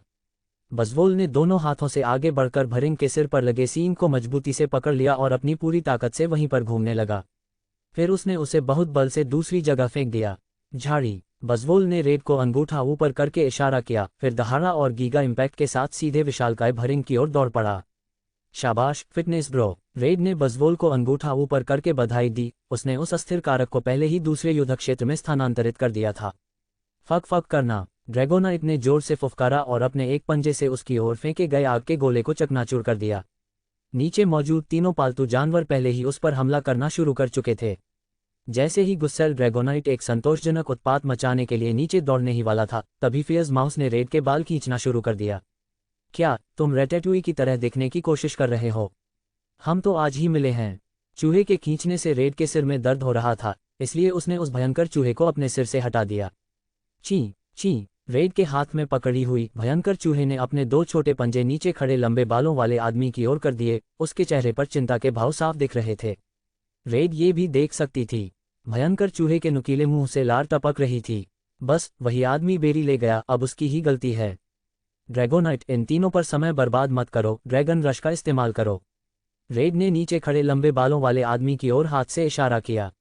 अगले ही पल रेड को अपने साथ लिए ड्रैगोनाइट ने अदम्य गति से सीधे लंबे बालों वाले आदमी की ओर धावा बोल दिया। अजगर की दहाड़ की गूंज से धरती कांप उठी। प्रचंड ऊर्जा ने ड्रैगोनाइट के चारों ओर एक भयंकर ड्रैगन के आकार का प्रेत बना दिया। आह! रेड चीखी। Squeak squeak squeak. भयंकर चूहा रेड के बालों से कसकर चिपक गया, उसका छोटा सा शरीर तेज हवा का दबाव झेल रहा था। अगर वे इस तरह टकराते तो पता नहीं उसका नया मालिक ठीक रहता या नहीं, लेकिन चूहे की बात करें तो शायद उसे रात का खाना खाने की जरूरत ही नहीं पड़ती। ये हमला बेहद शक्तिशाली था। लंबे बालों वाला आदमी और क्यूजिंग तुरंत अलग हो गए और दोनों पालतू जानवर अपने अपने मालिक के पास लौट गए। ये कदम बुरी खबर है, मैं इसका सीधे सामना नहीं कर सकता। ब्लैक स्केल, मुझे यहाँ से ले जाओ। हम ड्रैगन टैमर से टकराव नहीं करेंगे। लंबे बालों वाले आदमी ने लड़ाई छोड़ दी और जाने की तैयारी करने लगा। हालांकि इस बार फसल बहुत ज्यादा नहीं थी, लेकिन बेकार भी नहीं थी। उसके बैग में मौजूद बेरी को अच्छे खासे पैसों में बेचा जा सकता है। लेकिन जब लंबे बालों वाला आदमी भाग रहा था तब ड्रैगोनाइट उसका पीछा कर सकता था। ड्रैगोनाइट के सिर पर नसें उभर आईं। ये आदमी भाग क्यों रहा है? क्या ये बेहतर नहीं होगा कि तुम वहीं खड़े रहो और मुझे तब तक तुमसे टकराने दो जब तक कुछ भी बाकी न रह जाए? मुझे इतना गुस्सा क्यों दिलाते हो? ये सोचते हुए ड्रैगनाइट ने हवा में एक शानदार ड्रिफ्ट और टेल फ्लिक का प्रदर्शन किया। ड्रैगन का प्रेत और भी ठोस हो गया और उसने और भी जोरदार दहाड़ लगाए। हवा में अचानक हुए इस बहाव ने रेड को बुरी तरह से गिरा दिया। ड्रैगनाइट ने जाहिर तौर पर यह देख लिया और रेड को बचाने के लिए उसका पीछा छोड़ने ही वाला था। लेकिन रेड ने मन और इच्छाशक्ति की एकता के माध्यम से उसे इस खोज को जारी रखने के लिए प्रेरित किया। गर्जन। ड्रैगनाइट दहाड़ा। ड्रैगन रश की शक्ति में कोई कमी नहीं आई थी और उसने एक बार फिर लंबे बालों वाले आदमी पर हमला कर दिया। क्या तुम मजाक कर रहे हो? इस तरह का कौशल बीच रास्ते में ही दिशा बदल सकता है। लंबे बालों वाला आदमी हैरान रह गया, उसने इस बारे में कभी सोचा भी नहीं था। ब्लैक स्केल नाम का पालतू जानवर बहुत तेजी से भागा, लेकिन फिर भी वह ड्रैगनाइट से आगे नहीं निकल सका। इस बार उसे भागने का मौका नहीं मिला। लंबे बालों वाला आदमी तुरंत दूसरी जगह की ओर झपटा। ड्रैगनाइट ड्रैगन प्रेत के साथ जोर से नीचे गिरा, जमीन हिल गई और उसमें दरारें पड़ गईं। ड्रैगोनाइट ने एक बड़ा गड्ढा बना दिया। धूल में ड्रैगोनाइट ने ब्लैक स्केल को गर्दन से पकड़ा और फिर उसे एक तरफ फेंक दिया। एक ही बार में बाहर। अच्छा, ड्रैगन को वश में करने वाले से यही उम्मीद थी। लेकिन ड्रैगन ट्रेनर को मारना भी काफी दिलचस्प लग रहा है। लंबे बालों वाला आदमी खड़ा हो गया। हालांकि उसने हमले से बचने के लिए छलांग लगाई थी, फिर भी वह ड्रैगन रश के हमले की सीमा में था। फिर भी वह पूरी तरह से सुरक्षित प्रतीत हो रहा था। वो ड्रैगोनाइट ने अपने दांत दिखाए और धीमी सी गुर्राहट निकाली। उसके सामने एक भयानक विशालकाय जानवर खड़ा था। कुल मिलाकर ये कुछ हद तक उन फिल्मों के गॉडजिला जैसा दिखता था जो रेड ने देखी थी। गेगेलुओ विशालकाय जानवर। ए श्रेणी। विशेषता पृथ्वी। विशेषता 1 पत्थर जैसी त्वचा, रक्षा क्षमता में वृद्धि। विशेषता 2 जंगली आक्रमण में वृद्धि। 1 ए रैंक से भी ऊपर का पशु प्रशिक्षक। तुम लोग जल्दी निकलो, मैं उसे रोके रखूंगा, नहीं तो कोई बच नहीं पाएगा। अगर मैं जान की बाजी लगाकर लड़ूं तो मुझे 3 मिनट मिल जाएंगे। अब जाओ। कियू जिंग के चेहरे के भाव एकदम बदल गए और उसने रेड और हुआंग जुनफू पर चिल्लाना शुरू कर दिया। इसी क्षण रेड के कानों में क्लिक की आवाज सुनाई दी। शिक्षक कियू, कृपया उन तीनों को रोकें। जहां तक इस उच्च पदस्थ व्यक्ति की बात है, मुझे इसकी क्षमता का परीक्षण करने दीजिए। रेड के सिर पर एक बड़ा लाल चूहा खड़ा था और उसका शरीर सर्पीरिया की पूंछ से लिपटा हुआ था। उसने पहले गिरने पर उसे पकड़ने के लिए सर्पीरिया को बुलाया था। भले ही तुम्हारे पास ड्रैगन हो, फिर भी। कियू जिंग चाहती थी कि वह तेजी से भागे, लेकिन रेड ने दृढ़ता से अपना दाहिना हाथ उठाया। जूनियर, मैंने अभी तुमसे कहा था, उस अवसर को तुरंत छोड़ दो। टायरानाइटर मेगा इवोल्यूशन। अहंकार भरी नजर से देखते हुए रेड ने ए रैंक से भी ऊपर के बीस्ट टैमर की ताकत को परखने का फैसला किया। उसके पीछे विकृत अंतरिक्ष से एक विशालकाय आकृति निकली और आकाश की ओर एक रूह कंपा देने वाली दहाड़ लगाए। Overlord mega Tyranitar. A rank. विशेषता रॉक अल्टीमेट डार्क। क्षमता 1 रेत की धारा। जब ये पोकेमोन मैदान में प्रवेश करता है तो मौसम रेत के तूफान में बदल जाता है। क्षमता 2 रेत का आवरण। रेत के तूफान के दौरान चकमा देने की क्षमता को बढ़ाता है। धारण की गई वस्तु टायरानाइटराइट। लेवल 100 का टायरानाइटर मेगा इवोल्यूशन के बाद अपने लेवल को मात्र संख्याओं से परे ले जाता है और ए रैंक का बन जाता है। डार्क एट्रीब्यूट अल्टीमेट डार्क में विकसित हो गया है और अब इसमें 2 क्षमताएं हैं। जैसा कि उम्मीद थी, इसने स्थानीय रीति रिवाजों को अपना लिया है। ऐसे में मेरे और ओल्ड टायरानाइटर के संयोजन से मैं रैंक से भी ऊपर का बीस्ट टैमर बन जाता हूँ। रेड टायरानाइटर के बगल में खड़ा था। जल्द ही घना जंगल हिल उठा और तेज हवाएं चलने लगीं। रेत और धूल कहीं से भी उड़ने लगी। हालांकि वे घने जंगल में थे, लेकिन पेड़ों से रेत और धूल को कोई फर्क नहीं पड़ रहा था, बल्कि ये और तेज हो गई और देखते ही देखते एक भयंकर रेत के तूफान में बदल गई। ड्रैगनाइट, जाओ और बज़वोल की मदद करो, जल्दी से उस आदमी से निपटो जो अत्याचारी रूपांतरण से गुजर रहा है। याद रखना, इसे गिराने के बाद इसे पकड़ने के लिए गेंद का इस्तेमाल करना। रेड ने अपना हाथ उठाया और 3 लाल और सफ़ेद गेंदें हवा में उछालीं। ऐसा नहीं था कि उसे डर था कि ड्रैगनाइट उन्हें संभाल नहीं पाएगा, बल्कि वह अत्याचारी रूपांतरित विशालकाय भरिंग को एक मौका देना चाहता था। 3 मौके, वरना ड्रैगोनाइट के गुस्से के चलते वह उसे मार ही डालेगा। ड्रैगोनाइट और बज़वोल के साथ उस विशालकाय भरिंग के अत्याचारी रूपांतरण की स्थिति में वापसी की कोई संभावना नहीं थी। एक उच्च श्रेणी का पालतू जानवर, यह आभा, इसने मेरी आभा को पूरी तरह से पार कर लिया है। इस साल के नवागंतुक इतने शक्तिशाली कैसे हैं? कियू जिंग ने पीछे मुड़कर देखा। वह रेड की कही बात भूली नहीं थी। रेड चाहता था कि वह बाकी 3 बीस्ट टैमर से निपटे। वह पहले तो इनसे निपट सकती थी, लेकिन अब इस रेत के तूफान के कारण उसकी और उसके पालतू जानवर की ताकत पहले ही खत्म हो रही थी। हिलना डुलना भी काफी मुश्किल हो रहा था।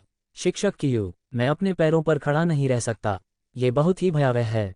हुआंग जुनफू एक पेड़ से लिपट गया। उसे ऐसा लग रहा था मानो वह अपनी आंखें भी नहीं खोल पा रहा हो। रेत और धूल के बीच वह केवल धुंधले रूप से 2 विशालकाय आकृतियों को आमने सामने देख पा रहा था। उसे किसी को रोकने की कोई जरूरत नहीं थी। जब ए रैंक से ऊपर का कोई बीस्ट टैमर लड़ना शुरू करता है तो उस स्तर से नीचे का कोई भी व्यक्ति दखल नहीं दे सकता। इस समय इस भयानक पालतू जानवर के प्रकट होने और इसके कारण उत्पन्न हुई रेत की आंधी को देखते हुए ही शहर में चेतावनी जारी करना आवश्यक हो जाता। यह विशुद्ध रूप से प्राकृतिक आपदा का मामला था। क्या ये रेत का तूफान मुझे प्रभावित नहीं कर सकता? बिल्कुल सही, आखिर मैं टायरानाइटर का ट्रेनर हूँ। बहुत बड़ा, बहुत ज़्यादा बड़ा। रेड को याद आया कि पोकेडेक्स की सेटिंग में मेगा टायरानाइटर की ऊंचाई लगभग 2.5 मीटर बताई गई थी, लेकिन उसके सामने मौजूद टायरानाइटर पहली नज़र में ही 3 मीटर से कहीं अधिक ऊंचा लग रहा था। पौराणिक कथाओं के अनुसार टायरानाइटर का स्वभाव क्रूर है और वह अपने परिवेश से बिल्कुल बेपरवाह रहता है। जब वह उग्र हो जाता है तो भूस्खलन, भूकंप ला सकता है और नदियों को भर सकता है। जहां भी वह कहर बरपाता है वहां के नक्शे फिर से बनाने पड़ते हैं। पहले हमला करो ताकि बढ़त हासिल हो सके। टायरानाइटर ट्रैश का इस्तेमाल करो। रेड ने 120 की शक्ति वाले एक हमले से शुरुआत की। हालांकि इसमें कोई मौलिक विशेषता नहीं थी, लेकिन जब मेगा टायरानाइटर द्वारा इस तरह के उच्च शक्ति वाले हमले का उपयोग किया गया तो परिणामी विनाश भयावह था। गर्जन, टायरानिटार ने भयंकर दहाड़ लगाए और अपने पैरों से धरती को जोर से पटका। हर कदम से जमीन कांप रही थी और वह सीधे अपने सामने खड़े विशालकाय पालतू जानवर की ओर दौड़ पड़ा। इतनी ताकत वाला जानवर को वश में करने वाला कैसे हो सकता है? ऑरा एनहांसमेंट, गेगेलुओ जायंट बीस्ट, उस आदमी का डटकर मुकाबला करो। लंबे बालों वाला आदमी हैरान था, लेकिन उसके पास कोई विकल्प नहीं था। उसके पास सीधे उसका सामना करने के अलावा कोई चारा नहीं था, क्योंकि गेगेलुओ विशालकाय दानव के पास अविश्वसनीय विनाशकारी शक्ति तो थी, लेकिन वह धीमा था और उसमें लंबी दूरी से हमला करने की क्षमता नहीं थी। अब जब रेत का तूफान उठ खड़ा हुआ था, पीछे हटना नामुमकिन था और वह भाग भी नहीं सकता था। किसी कारणवश उसे ऐसा लग रहा था कि उसके सामने खड़ा विशालकाय पालतू जानवर रेत के तूफान से बिल्कुल भी विचलित नहीं हो रहा था, बल्कि ऐसा लग रहा था कि वह और भी फुर्तीला हो गया है। यह एक बहुत ही अजीबोगरीब एहसास था। इतने विशाल आकार के साथ इसे किसी भी परिस्थिति में फुर्तीला शब्द से नहीं जोड़ा जाना चाहिए। 2 विशालकाय आकृतियां एक दूसरे से जोरदार तरीके से टकराईं। ये स्पष्ट था कि टायरानाइटर की शक्ति कहीं अधिक थी, जिसने गेगेलुओ विशालकाय दानव को पल भर में ही हरा दिया। टायरानिटार दहाड़ा और उसने अपना एक पंजा गेगेलुओ विशालकाय जानवर के सिर पर जोर से मारा, जिससे वह दर्द से चीख उठा। ये तो असल में विशालकाय काइजू की लड़ाई है। शिक्षिका कियू जिंग और वह सहपाठी, जल्दी यहाँ से चले जाओ। मुझे डर है कि अगर तुम यहाँ रुके तो तुम दोनों गोलीबारी की चपेट में आ जाओगे। और उन 3 निकम्मों की बात करें तो अब उनका कोई महत्व नहीं है। भयंकर जानवरों के द्वंद्व युद्ध में दूसरी तरफ 3 अतिरिक्त भीड़ें होने से कोई फर्क नहीं पड़ता। रेड ने कियू जिंग की ओर चिल्लाते हुए उसे जल्दी से वहां से चले जाने के लिए कहा। क्रैश का इस्तेमाल करने के बाद टायरानाइटर कंफ्यूज्ड अवस्था में चला जाता है। दूसरे शब्दों में कहें तो यह एक बार फिर हिंसक हो जाएगा, मित्र और शत्रु में अंतर करने में असमर्थ होगा और शायद खुद पर ही हमला कर देगा। रेड को खास चिंता नहीं थी, उसके पास भ्रम दूर करने वाली बेरी थी। वह बस ये देखना चाहता था कि क्या भ्रमित टायरानाइटर सचमुच अपने ही ट्रेनर पर हमला करेगा। आखिरकार ये वास्तविकता थी, कोई खेल नहीं। अगर यह स्थिति किसी नए पोकेमोन गेम में होती तो बूढ़ा टायरानाइटर शायद पलटकर ट्रेनर पर रॉक स्लाइड से हमला कर देता। ठीक है, मैं पहले प्रोफेसर हुआन को ढूंढने जाता हूँ। ज्यादा जोर मत लगाना, अगर कुछ भी अप्रत्याशित होता है तो तुरंत पीछे हट जाना। गुप्त लोक लंबे समय तक चलने वाले युद्ध का सामना नहीं कर सकता, खासकर आपके स्तर के युद्ध का। हालांकि वह इसे स्वीकार करने में हिचकिचा रही थी कि यूजिन को वास्तविकता को स्वीकार करना ही पड़ा। प्रथम वर्ष की छात्रा रेड पहले ही सुपर ए क्लास बीस्ट टैमर बन चुकी थी और उससे कहीं आगे निकल चुकी थी। ए रैंक और सुपर ए क्लास में ज़मीन आसमान का फर्क था। एक शीर्ष स्तरीय ए रैंक बीस्ट टैमर के रूप में वह जानती थी कि जब तक कोई ए रैंक से आगे नहीं बढ़ जाता तब तक ए रैंक के शिखर पर होना भी एक सच्चे बीस्ट टैमर होने की दहलीज को मुश्किल से ही पार करना होता है। बीस्ट टैमर यूनिवर्सिटी महज ज्ञान प्राप्ति का स्थान था। वास्तव में शक्तिशाली लोग अन्य संगठनों में एकत्रित थे, सेना की तरह, प्रवर्तन टीम के उच्च अधिकारी या हत्यारे संगठन। तेज भूकंप के झटके फिर से आने लगे। कियू जिंग ने हवा और रेत के बीच दांत पीसते हुए हुआंग जुनफू का नेतृत्व किया और वे पश्चिम की ओर भाग गए। दूसरी तरफ बजवोल और ड्रैगनाइट ने मिलकर हमला किया। उस विशालकाय भरिंग की इतनी बुरी तरह पिटाई हो रही थी कि उसे समझ ही नहीं आ रहा था कि क्या करे, वह उड़ भी नहीं पा रहा था। बारहू ड्रैगोनाइट ने अपना हाथ उठाया और एक पोके बॉल फेंकी जिससे विशालकाय भरिंग तुरंत उसके अंदर खींच गया। हालांकि पोके बॉल केवल एक बार चमकी और विशालकाय भरिंग तुरंत उससे मुक्त हो गया। ड्रैगोनाइट ने तुरंत अपने दांत दिखाए, मानो वह पूरी तरह से असंतुष्ट दिख रहा हो। एबू वह बजवोल भी हैरान था। उसने ड्रैगनाइट की ओर देखा और इशारा किया कि उसकी ताकत बहुत कम है और उसे गेंद को और जोर से फेंकने के लिए अधिक बल लगाना चाहिए। गरज आउच ड्रैगनाइट ने अपनी मुट्ठी उठाई जो आग की लपटों से जल उठी। फिर उसका ड्रैगन जैसा चेहरा भयंकर भाव से भर गया और वह सीधे विशालकाय भरिंग की ओर दौड़ पड़ा। बजवोल ने एक खास मुद्रा बनाई और उसके आंकड़े बढ़ गए। इसे गिरा दो, रेड चिल्लाया। टायरानिटार ने गेगेलुओ विशालकाय जानवर के शरीर को पकड़ा और अचानक एक जोरदार झटका दिया जिससे उसका भारी शरीर सीधे जमीन पर गिर गया। फिर वह उछला और अपना पूरा वजन गेगेलुओ विशालकाय जानवर पर डाल दिया। भयंकर प्रहार और तोड़फोड़ के बाद टायरानाइटर ने आकाश की ओर दहाड़ मारी। धरती फट गई और रेत का तूफान बेकाबू होकर उमड़ पड़ा। पूरा घना जंगल तबाह हो रहा था। टायरानाइटर की आंखों से एक क्रूर लाल रोशनी फूट पड़ी, उसके पंजे बेतहाशा हिलने लगे। चट्टानें अचानक प्रकट होने लगीं और चारों दिशाओं में बेतरतीब ढंग से बिखरने लगीं। ये भ्रमित है, ये बेहद खतरनाक होता जा रहा है। रेड के हाथ में एक बेर प्रकट हुआ। अगर वह बेर सचमुच उस पर भी हमला करने लगे तो उसे वह बेरोल टायरानाइटर को खिलाना पड़ेगा। वह एक बूढ़े कुत्ते की तरह अडिग रहा क्योंकि उसके पास अभी भी एक मेगा चारिज़ार्ड और एक मेगा हेयर स्टाइल बर्ड मौजूद थे जो अभी तक लड़ाई में शामिल नहीं हुए थे। ये लड़ाई शुरू से ही रेड की जीत थी। धरती फट गई और टायरानाइटर गेगेलुओ विशालकाय जानवर के साथ गहराई में गिर गया। रेड फटी हुई धरती पर खड़ा था और दूर खड़े लंबे बालों वाले आदमी को निर्भीक निगाहों से देख रहा था। उनके चारों ओर सब कुछ ढह रहा था। लंबे बालों वाला आदमी अब दयनीय लग रहा था, लेकिन अजीब बात यह थी कि जिस जगह रेड खड़ा था वह अपेक्षाकृत शांत बनी हुई थी। वह भूकंप से अप्रभावित रहा। वर्र एक तेज झटकेदार लहर दौड़ गई। रेड ने अपने सिर पर बैठे भयंकर चूहे को संभालने के लिए हाथ उठाया। रेत के तूफान ने विशाल पेड़ों को उखाड़ दिया जिससे उसकी दृष्टि पूरी तरह से बाधित हो गई। मन और इच्छा की एकता के माध्यम से वह केवल हर चीज को नष्ट करने के हिंसक इरादे को ही महसूस कर सका। जब भूकंप की लहर गुजर गई तो जमीन के नीचे फंसे दोनों दैत्य शांत हो गए, लेकिन अगले ही पल प्रकाश के एक स्तंभ ने गेगेलुओ दैत्य के विशाल शरीर को आकाश में उड़ा दिया। यह हाइपर बीम है। रेड चौंक गया। मेगा टायरानाइटर द्वारा इस्तेमाल किए जाने पर यह चाल माइटियना द्वारा पहले इस्तेमाल की गई चाल से बिल्कुल अलग थी। टायरानिटार के जमीन से बाहर निकलते ही एक जोरदार दहाड़ गूंज उठी। उसकी विशाल पूंछ जमीन पर जोर से टकराई। बाकी तीन बीस्ट टैमर पहले से ही हिलने डुलने के लिए संघर्ष कर रहे थे और उस एक ही वार ने उनमें से दो को पल भर में ढेर कर दिया। मदद करना, मेरी सहायता करो। एकमात्र जीवित बचे व्यक्ति का चेहरा भय से विकृत हो गया। वह रेत के तूफान में अंधाधुंध भागता हुआ मदद के लिए चिल्ला रहा था। तूफान में उसका पालतू जानवर तेजी से कमजोर होता जा रहा था और जल्द ही गिर पड़ा, पलक झपकते ही रेत में दब गया। क्या यह एक अत्याचारी रूपांतरित पालतू जानवर है? ऐसा लगता है जैसे इसने अपना दिमाग पूरी तरह से खो दिया है। मैं इस बच्चे के साथ और समय बर्बाद नहीं कर सकता। उसने अपने पालतू जानवर को वापस बुलाने की कोशिश की, लेकिन दूरी बहुत अधिक थी। हाइपर बीम द्वारा गेगेलुओ विशालकाय जानवर हवा में उछल गया था और ऊर्जा विस्फोट की लपटों में घिर चुका था। जैसे ही यह गिरेगा, मैं गेगेलुओ विशालकाय राक्षस को वापस बुला लूंगा। दांत पीसते हुए लंबे बालों वाले आदमी ने एक और पालतू जानवर को बुलाया, एक शेर जिसकी गर्दन के चारों ओर कांटे उग रहे थे। रेत के तूफान को रोकने के लिए ढाल का इस्तेमाल करो और करीब जाओ, लंबे बालों वाले व्यक्ति ने आदेश दिया। वह शेर की पीठ पर सिर झुकाकर लेटा हुआ था। आकाश में प्रतीत होता है कि निर्जीव हो चुका गेगेलुओ विशालकाय जानवर नीचे गिरने लगा।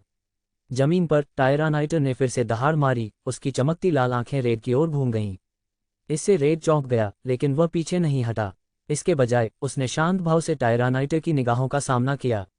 गर्जन, एक और दहाड़ के साथ टायरानाइटर तेजी से आगे बढ़ा, उसका पूरा शरीर एक भयानक ऊर्जा से घिरा हुआ था। गिगा प्रभाव, रुकना, लड़ाई तो पहले ही खत्म हो चुकी है। लंबे बालों वाले आदमी की आंखें मानो अपनी जगह से बाहर निकल आई जब उसके मन में एक भयानक विचार आया। उसका गेगेलुओ विशालकाय जानवर मारा जाने वाला था। आकाश से एक तीखी चीख सुनाई दी जब एक विशालकाय पक्षी जैसे दिखने वाले पालतू जानवर ने टायरानाइटर पर आग उगली, लेकिन दुर्भाग्यवश टायरानिटार के खिलाफ अग्नि प्रकार के हमले बहुत अप्रभावी थे। आग की लपटों से टकराकर टायरानाइटर फिसलते हुए रुक गया और ऊपर की ओर देखते हुए उस विशाल पक्षी पर आग उगलने लगा। विशालकाय पक्षी आग की लपटों से बचने के लिए तेज गति से उड़ा, फिर उसने अपने पंख फड़फड़ाए और बलपूर्वक आसपास के क्षेत्र से रेत के तूफान को हटा दिया। एक महिला पक्षी पर खड़ी थी, उसने पक्षी को लंबे बालों वाले आदमी के बगल में उतरने का आदेश दिया। इसे अपना हमला रोकना नहीं चाहिए था, इसे पहले एक को खत्म कर देना चाहिए था। भ्रम की स्थिति ने इसके निर्णय को प्रभावित किया है। भले ही यह भ्रमित हो जाए, फिर भी यह मुझ पर हमला नहीं करेगा। यह एक ही लक्ष्य पर हमला करता रहेगा और फिर अपने आसपास की हर चीज को नष्ट कर देगा। अगर इस दौरान इस पर हमला होता है तो ये तुरंत अपना लक्ष्य बदल देगा। रेड ने स्थिति का संक्षिप्त विश्लेषण किया, फिर थोड़ी दौड़ लगाई और टायरानाइटर के मुंह में एक परसिम बेरी फेंक दी। टायरानाइटर तुरंत शांत हो गया। उसने अपना सिर हिलाया और एक जोरदार दहाड़ मारी, जिससे रेत का तूफान एक बार फिर तेज हो गया। गेगेलुओ विशालकाय राक्षस को वापस बुलाने का यह मौका लो। लंबे बालों वाले आदमी की आंखें काली पड़ गईं जब उसने उस प्राणी को वापस बुला लिया। हालांकि वह मरा नहीं था, पर अधमरा था। उसका इलाज संभव था, लेकिन लंबे बालों वाले व्यक्ति ने लागत का त्वरित हिसाब लगाया और उसे लगा जैसे 3 साल की मेहनत व्यर्थ हो गई हो। चलो चलते हैं। तुम्हारे युद्ध के कारण उतार चढ़ाव बहुत तीव्र थे। हालात इतने बिगड़ गए हैं कि गुप्त लोक बहुत अस्थिर हो गया है। विशालकाय पक्षी पर खड़ी महिला बोली। वह लंबे बालों वाले आदमी की साथी थी। एक चोर कभी खाली हाथ नहीं जाता। हम लूटपाट का धंधा करते हैं, हम ऐसे ही कैसे जा सकते हैं? उस बच्चे को मारने में मेरी मदद करो। पालतू जानवर मेरा है, लेकिन उसके पास जो कुछ भी है वह तुम्हारा है। जब वह बोल रहा था, तभी लंबे बालों वाले आदमी ने एक पालतू जानवर को रखने वाला उपकरण निकाला, जो एक प्रिज्म के आकार का लोहे का बक्सा था। मुझे कैसे पता चलेगा कि उसके पास और भी कुछ अच्छा है? अगर मैं बिना पैसे लिए काम करूं तो क्या होगा? महिला ने लंबे बालों वाले आदमी को प्रश्नवाचक निगाहों से देखते हुए पूछा। मैं तुम्हें उस पालतू जानवर को बेचकर मिलने वाली आधी रकम दूंगा। लंबे बालों वाले व्यक्ति ने जरा भी संकोच नहीं किया। उसके चेहरे पर हत्या का भाव स्पष्ट रूप से झलक रहा था। अच्छा, ये जल्दी बनाओ। महिला ने सिर हिलाया और सीधे उस विशाल पक्षी की पीठ से कूद गई। विशालकाय पक्षी चीखा और हवा में चक्कर लगाने लगा। बैकअप, वे बिना किसी कारण के नहीं आ रहे हैं, उनमें से कोई भी नहीं। रेड ने एक पोके बॉल निकाली और उसे हवा में उछाला। हेयर स्टाइल बर्ड स्टारैप्टर प्रकट हुआ और निकलते ही अपने स्टाइलिश बालों को लहराने लगा। एक और, लेकिन चिंता की कोई बात नहीं, यह रैंक से परे नहीं है। महिला ने भौहें चढ़ाईं। किसी पशु प्रशिक्षक के पास ए रैंक से ऊपर के कई पालतू जानवर होना कोई असामान्य बात नहीं थी। हालांकि ए रैंक से ऊपर के पालतू जानवर के लिए सिंक्रोनाइजेशन दर बनाए रखने के लिए 20 टैम की पूरी एकाग्रता की आवश्यकता होती थी। इसीलिए अब तक ए रैंक से ऊपर के 20 टैम युद्ध में एक समय में केवल एक ही ए रैंक से ऊपर के पालतू जानवर का उपयोग करते थे। ये तो मजाक है। एक रैंक से ऊपर के 20 टैम की मानसिक शक्ति इतनी अधिक सिंक्रोनाइजेशन दर को संभाल नहीं सकती थी। इसे करें। लंबे बालों वाले आदमी ने भौंका, फिर एक और विशालकाय पालतू जानवर को बुलाया। यह एक विचित्र प्राणी था जिसके केवल आगे के पैर थे और पीछे के पैर नहीं थे। उसकी पूंछ पर एक विशालकाय छेद था और वह पूरी तरह से काले फर से ढका हुआ था। यह एक और उत्कृष्ट श्रेणी का पालतू जानवर था। वे बिना किसी कारण के नहीं आ रहे हैं। उनमें से कोई भी नहीं। स्टारैप्टर मेगा इवोल्यूशन। रेड ने अपना दाहिना हाथ उठाया और लीफ द्वारा उसे दिए गए कंगन पर लगा पत्थर एक बार फिर प्रकाश से जगमगा उठा। ट्रेनर और पोकेमोन के बीच की भावना और बंधन धीरे धीरे साकार होने लगा। तेज रोशनी से घिरे हुए स्टारैप्टर ने अपना मेगा इवोल्यूशन पूरा किया। इसका आकार बढ़ गया और इसकी झालर पहले से कहीं अधिक आकर्षक हो गई। उस नारंगी लाल रंग के साथ यह एक अलग राह पर चलने वाले पुनर्तः ट्रेंडसेटर की तरह लग रही थी। मेगा इवोल्यूशन के बाद स्टारैप्टर के टाइप फाइटिंग और फ्लाइंग थे। एक न्यूक बर्ड के रूप में इस स्टारैप्टर के आंतरिक विचार। रेड ने मन और इच्छा की एकता के माध्यम से मेगा स्टारैप्टर के हृदय को महसूस किया। इस समय हेयरस्टाइल बर्ड के आंतरिक विचारों को एक ही वाक्य में सारांशित किया जा सकता है, और वो था, मैं तुमसे टकराने वाला हूँ। ए रैंक से ऊपर दो। क्या वह सीधे मौत को दावत नहीं दे रहा है? उसकी मानसिक शक्ति निश्चित रूप से बहुत तेजी से खत्म हो जाएगी। उसे मार डालो। लंबे बालों वाला आदमी बेहद खुश था।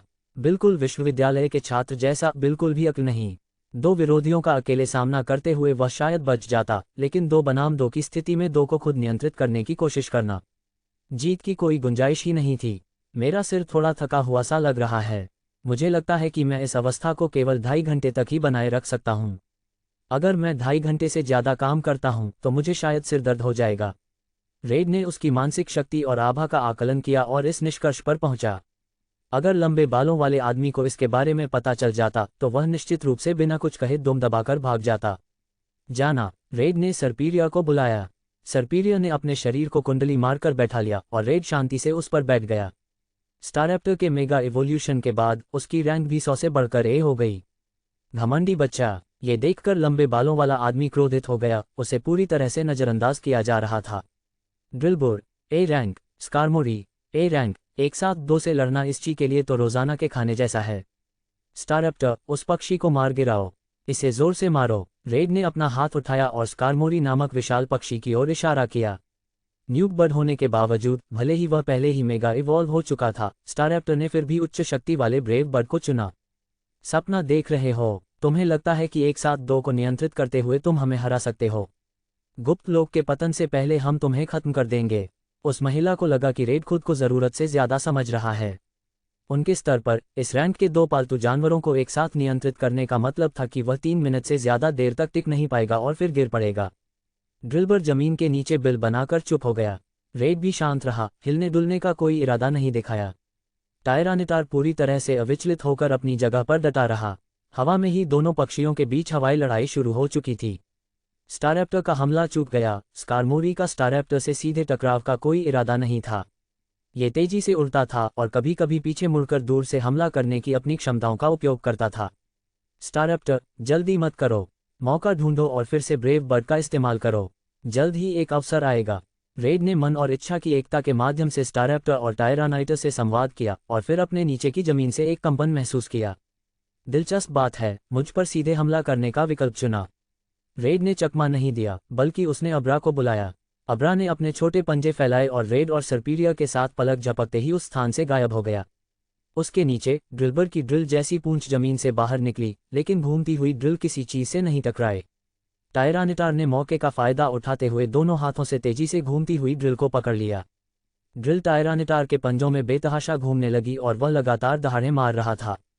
टायरानिटार ने ड्रिलबुर को जमीन के नीचे से हिंसक रूप से बाहर खींच लिया, जिससे चिंगारियां उड़ने लगीं। अजगर का चंगुल। रेड एक अन्य स्थान पर फिर से प्रकट हुआ। अब्रा गायब हो चुका था। टेलीपोर्ट के तुरंत बाद रेड ने उसे पालतू जानवरों वाले स्थान पर वापस भेज दिया था। वर्तमान में जिन पालतू जानवरों के बीच लड़ाई चल रही थी, उनका स्तर बहुत अधिक था। जरा सा भी रिसाव अब्रा जैसे छोटे जानवर को मार सकता था।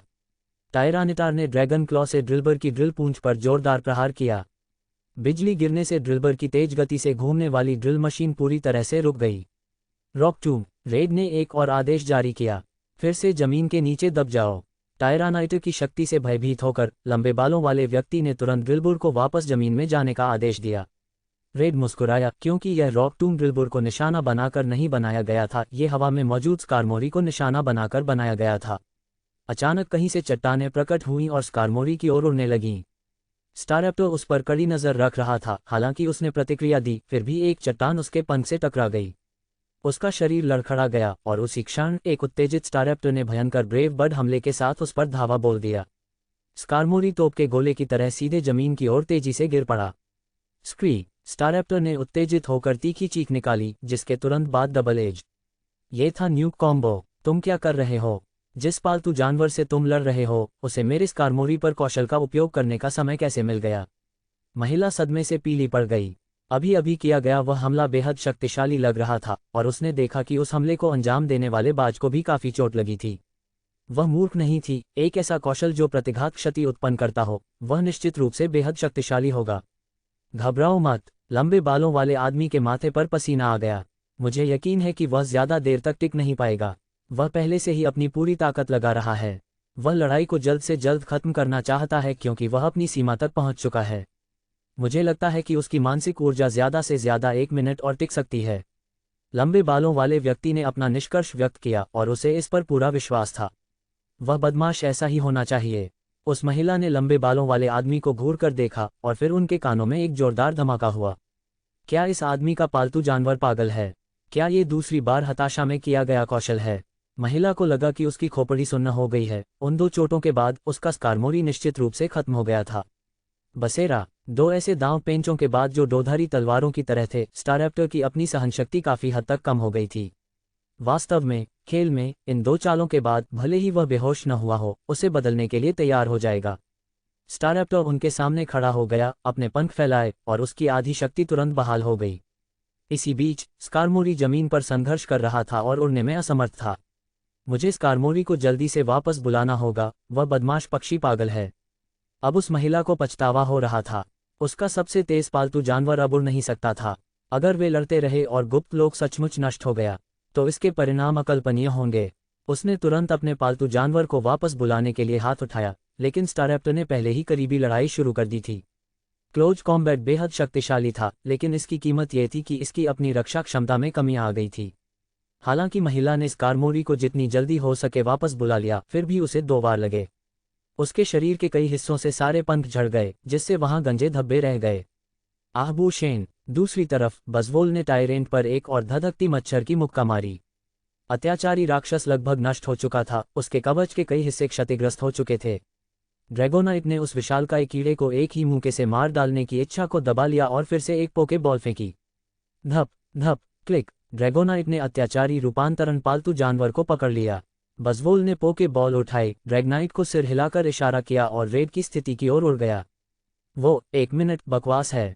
क्या वो ऐसा लग रहा है जैसे उसकी मानसिक ऊर्जा खत्म होने वाली है? मैं कहूंगा कि मैं जा रहा हूं। आप अब खुद के मन के मालिक हैं। उस महिला ने लंबे बालों वाले आदमी को गुस्से से भरे चेहरे से देखा, उसे इस बात का बहुत पछतावा हो रहा था। तभी हवा में एक अजीब सी कंपन महसूस हुई। तेज रफ्तार से चल रहा रेत का तूफान अचानक रुक गया और सारी रेत जमीन पर गिर गई। आसपास का नज़ारा धुंधला होने लगा। रेत को सांस लेने में तकलीफ होने लगी। धिक्कार है, गुप्त लोक ढहने वाला है। लंबे बालों वाले आदमी की निगाहें गंभीर थीं। उसने दांत पीसते हुए अपने हाथ ऊपर उठाए और एक और सुपर ए क्लास पालतू जानवर को बुलाया। इस हालत में मैं कम से कम 5 मिनट तक टिक सकता हूं। अगर हमने उसे अभी नहीं गिराया तो हम में से कोई भी यहां से निकल नहीं पाएगा। क्या आपको लगता है कि वह आपको यूं ही जाने देगा? जैसे ही लंबे बालों वाले व्यक्ति ने अपने दूसरे सुपर ए क्लास पालतू जानवर को बुलाया, उसकी आंखें तुरंत लाल हो गईं और उसका चेहरा भयानक रूप लेने लगा। 5 मिनट। उस महिला ने अपने चारों ओर कंपन करते हुए वातावरण को देखा और अपने दिल को मजबूत किया। 5 मिनट का समय स्वीकार्य था। अंतरिक्ष के ढहने में कम से कम आधा घंटा लगेगा और उसे प्रवेश द्वार तक वापस पहुंचने में लगभग 10 मिनट लगेंगे। चलो ये करते हैं। महिला की निगाहें सख्त हो गईं जब उसने अपने दूसरे सुपर ए क्लास पालतू जानवर को बुलाया। यह उसका आखिरी सुपर ए क्लास पालतू जानवर भी था जिसका जिक्र करना जरूरी था। सच तो यह है कि वह बहुत लंबे समय से सुपर ए क्लास बीस्ट मास्टर नहीं थी। अगर वह आज यहां हार जाती है तो उसके पिछले सभी प्रयास व्यर्थ हो जाएंगे। उनमें से 3। और यह एहसास, क्या किसी गुप्त लोक के पतन का अनुभव ऐसा ही होता है?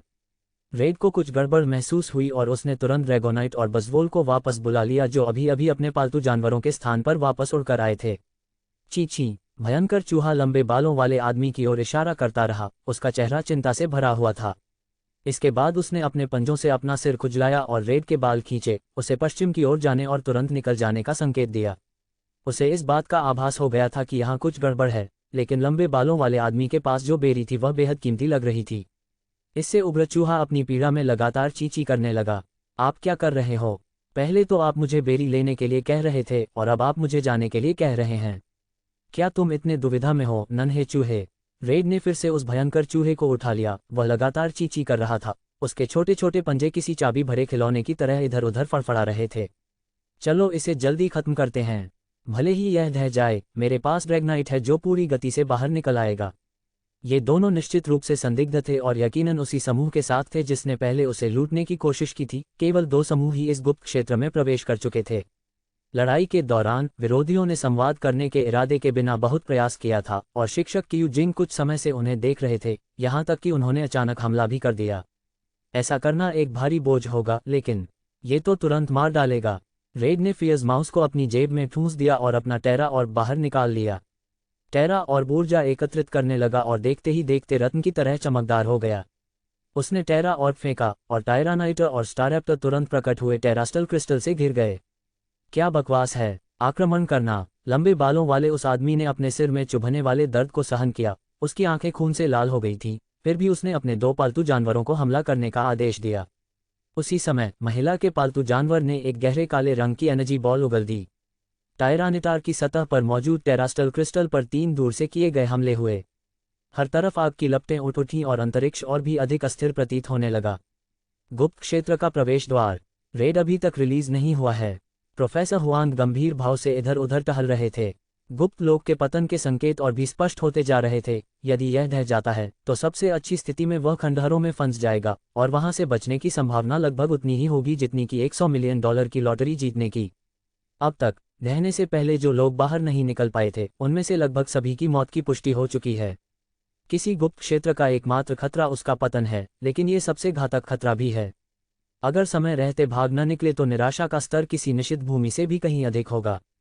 प्रोफेसर हुआंग, मुझे उनकी सहायता के लिए वापस जाना होगा। वह एक सुपर ए क्लास बीस्ट मास्टर है।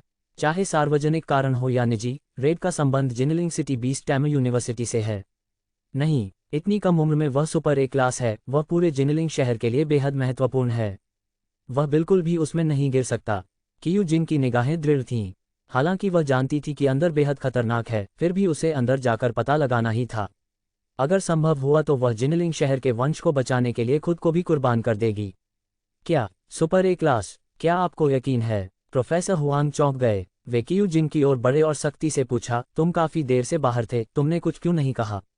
अभी क्यों? वह बहुत छोटा है। अगर यह घटना न भी हुई होती तो भी अब जब मुझे उसकी ताकत का पता चल गया है, उसके पूरी तरह परिपक्व होने से पहले मैं ये बात किसी तीसरे व्यक्ति को कभी नहीं बताऊंगी। मैं इसे अपने साथ कब्र में ले जाऊंगी। कियू जिंग ने प्रोफेसर हुआंग की धुंधली आंखों में देखा और दृढ़ विश्वास के साथ बोली, तुम नौजवानों, इस मामले को अपने तक ही सीमित रखो। अगर किसी ने इसे फैलाने की हिम्मत की तो आप इसके परिणाम जानते हैं। अगर आप में से कोई भी इसे लीक करता है तो मैं आप सभी को जिम्मेदार ठहराऊंगा। तुम भी, मेरे पोते, अपना मुंह बंद रखो। प्रोफेसर हुआंग ने हुआंग जुनफू को घूर कर देखा, फिर कियू जिंग की ओर देखकर फुसफुसाया, तुम सही हो। इन नौजवानों को देखो, ये बूढ़ा आदमी खुद जाकर उसे ले आएगा। ये कहने के बाद प्रोफेसर हुआंग ने स्थानिक प्रवेश द्वार को फिर से खोला, एक विशाल पतंगे के आकार के पालतू जानवर को बुलाया और गुप्त क्षेत्र में कदम रखा। उसने अपनी धुंधली बूढ़ी आंखें बंद कर लीं, ध्यान से महसूस किया और फिर रेड की स्थिति का पता लगाया। स्पेशियल लीप का इस्तेमाल करके मुझे वहां ले जाओ। जैसे ही हमें रेड मिल जाए तुरंत वापस आ जाना, एक पल भी मत रुकना, प्रोफेसर हुआंग ने आदेश दिया। विशालकाय पतंगे ने अपने पंख फड़फड़ाए, जिससे मतिभ्रम पैदा करने वाली धूल के बादल उठे और वह आदमी और पतंगा उसी में गायब हो गए।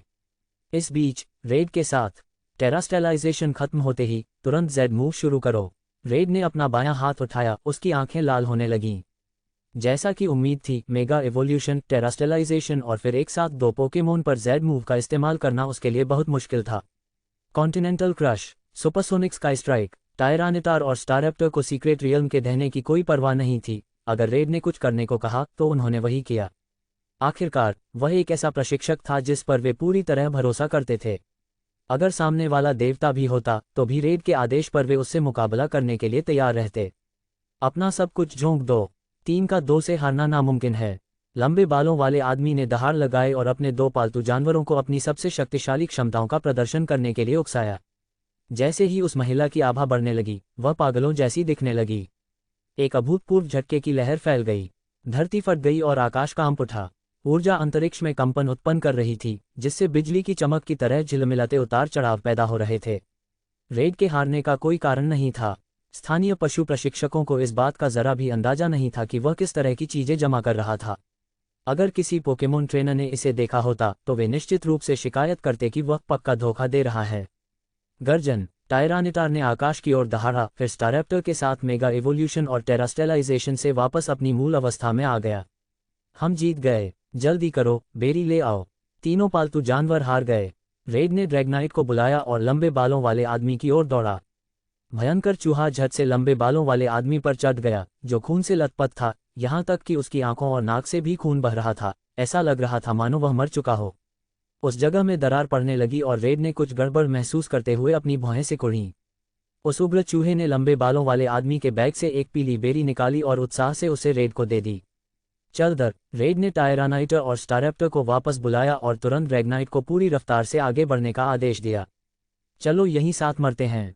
लंबे बालों वाले आदमी ने अचानक अपनी आंखें खोलीं और गहरे काले रंग के तरल पदार्थ के एक बड़े से ढेर ने रेड के निचले शरीर को पूरी तरह से घेर लिया और उसे अंतरिक्ष के शून्य में मजबूती से जकड़ लिया।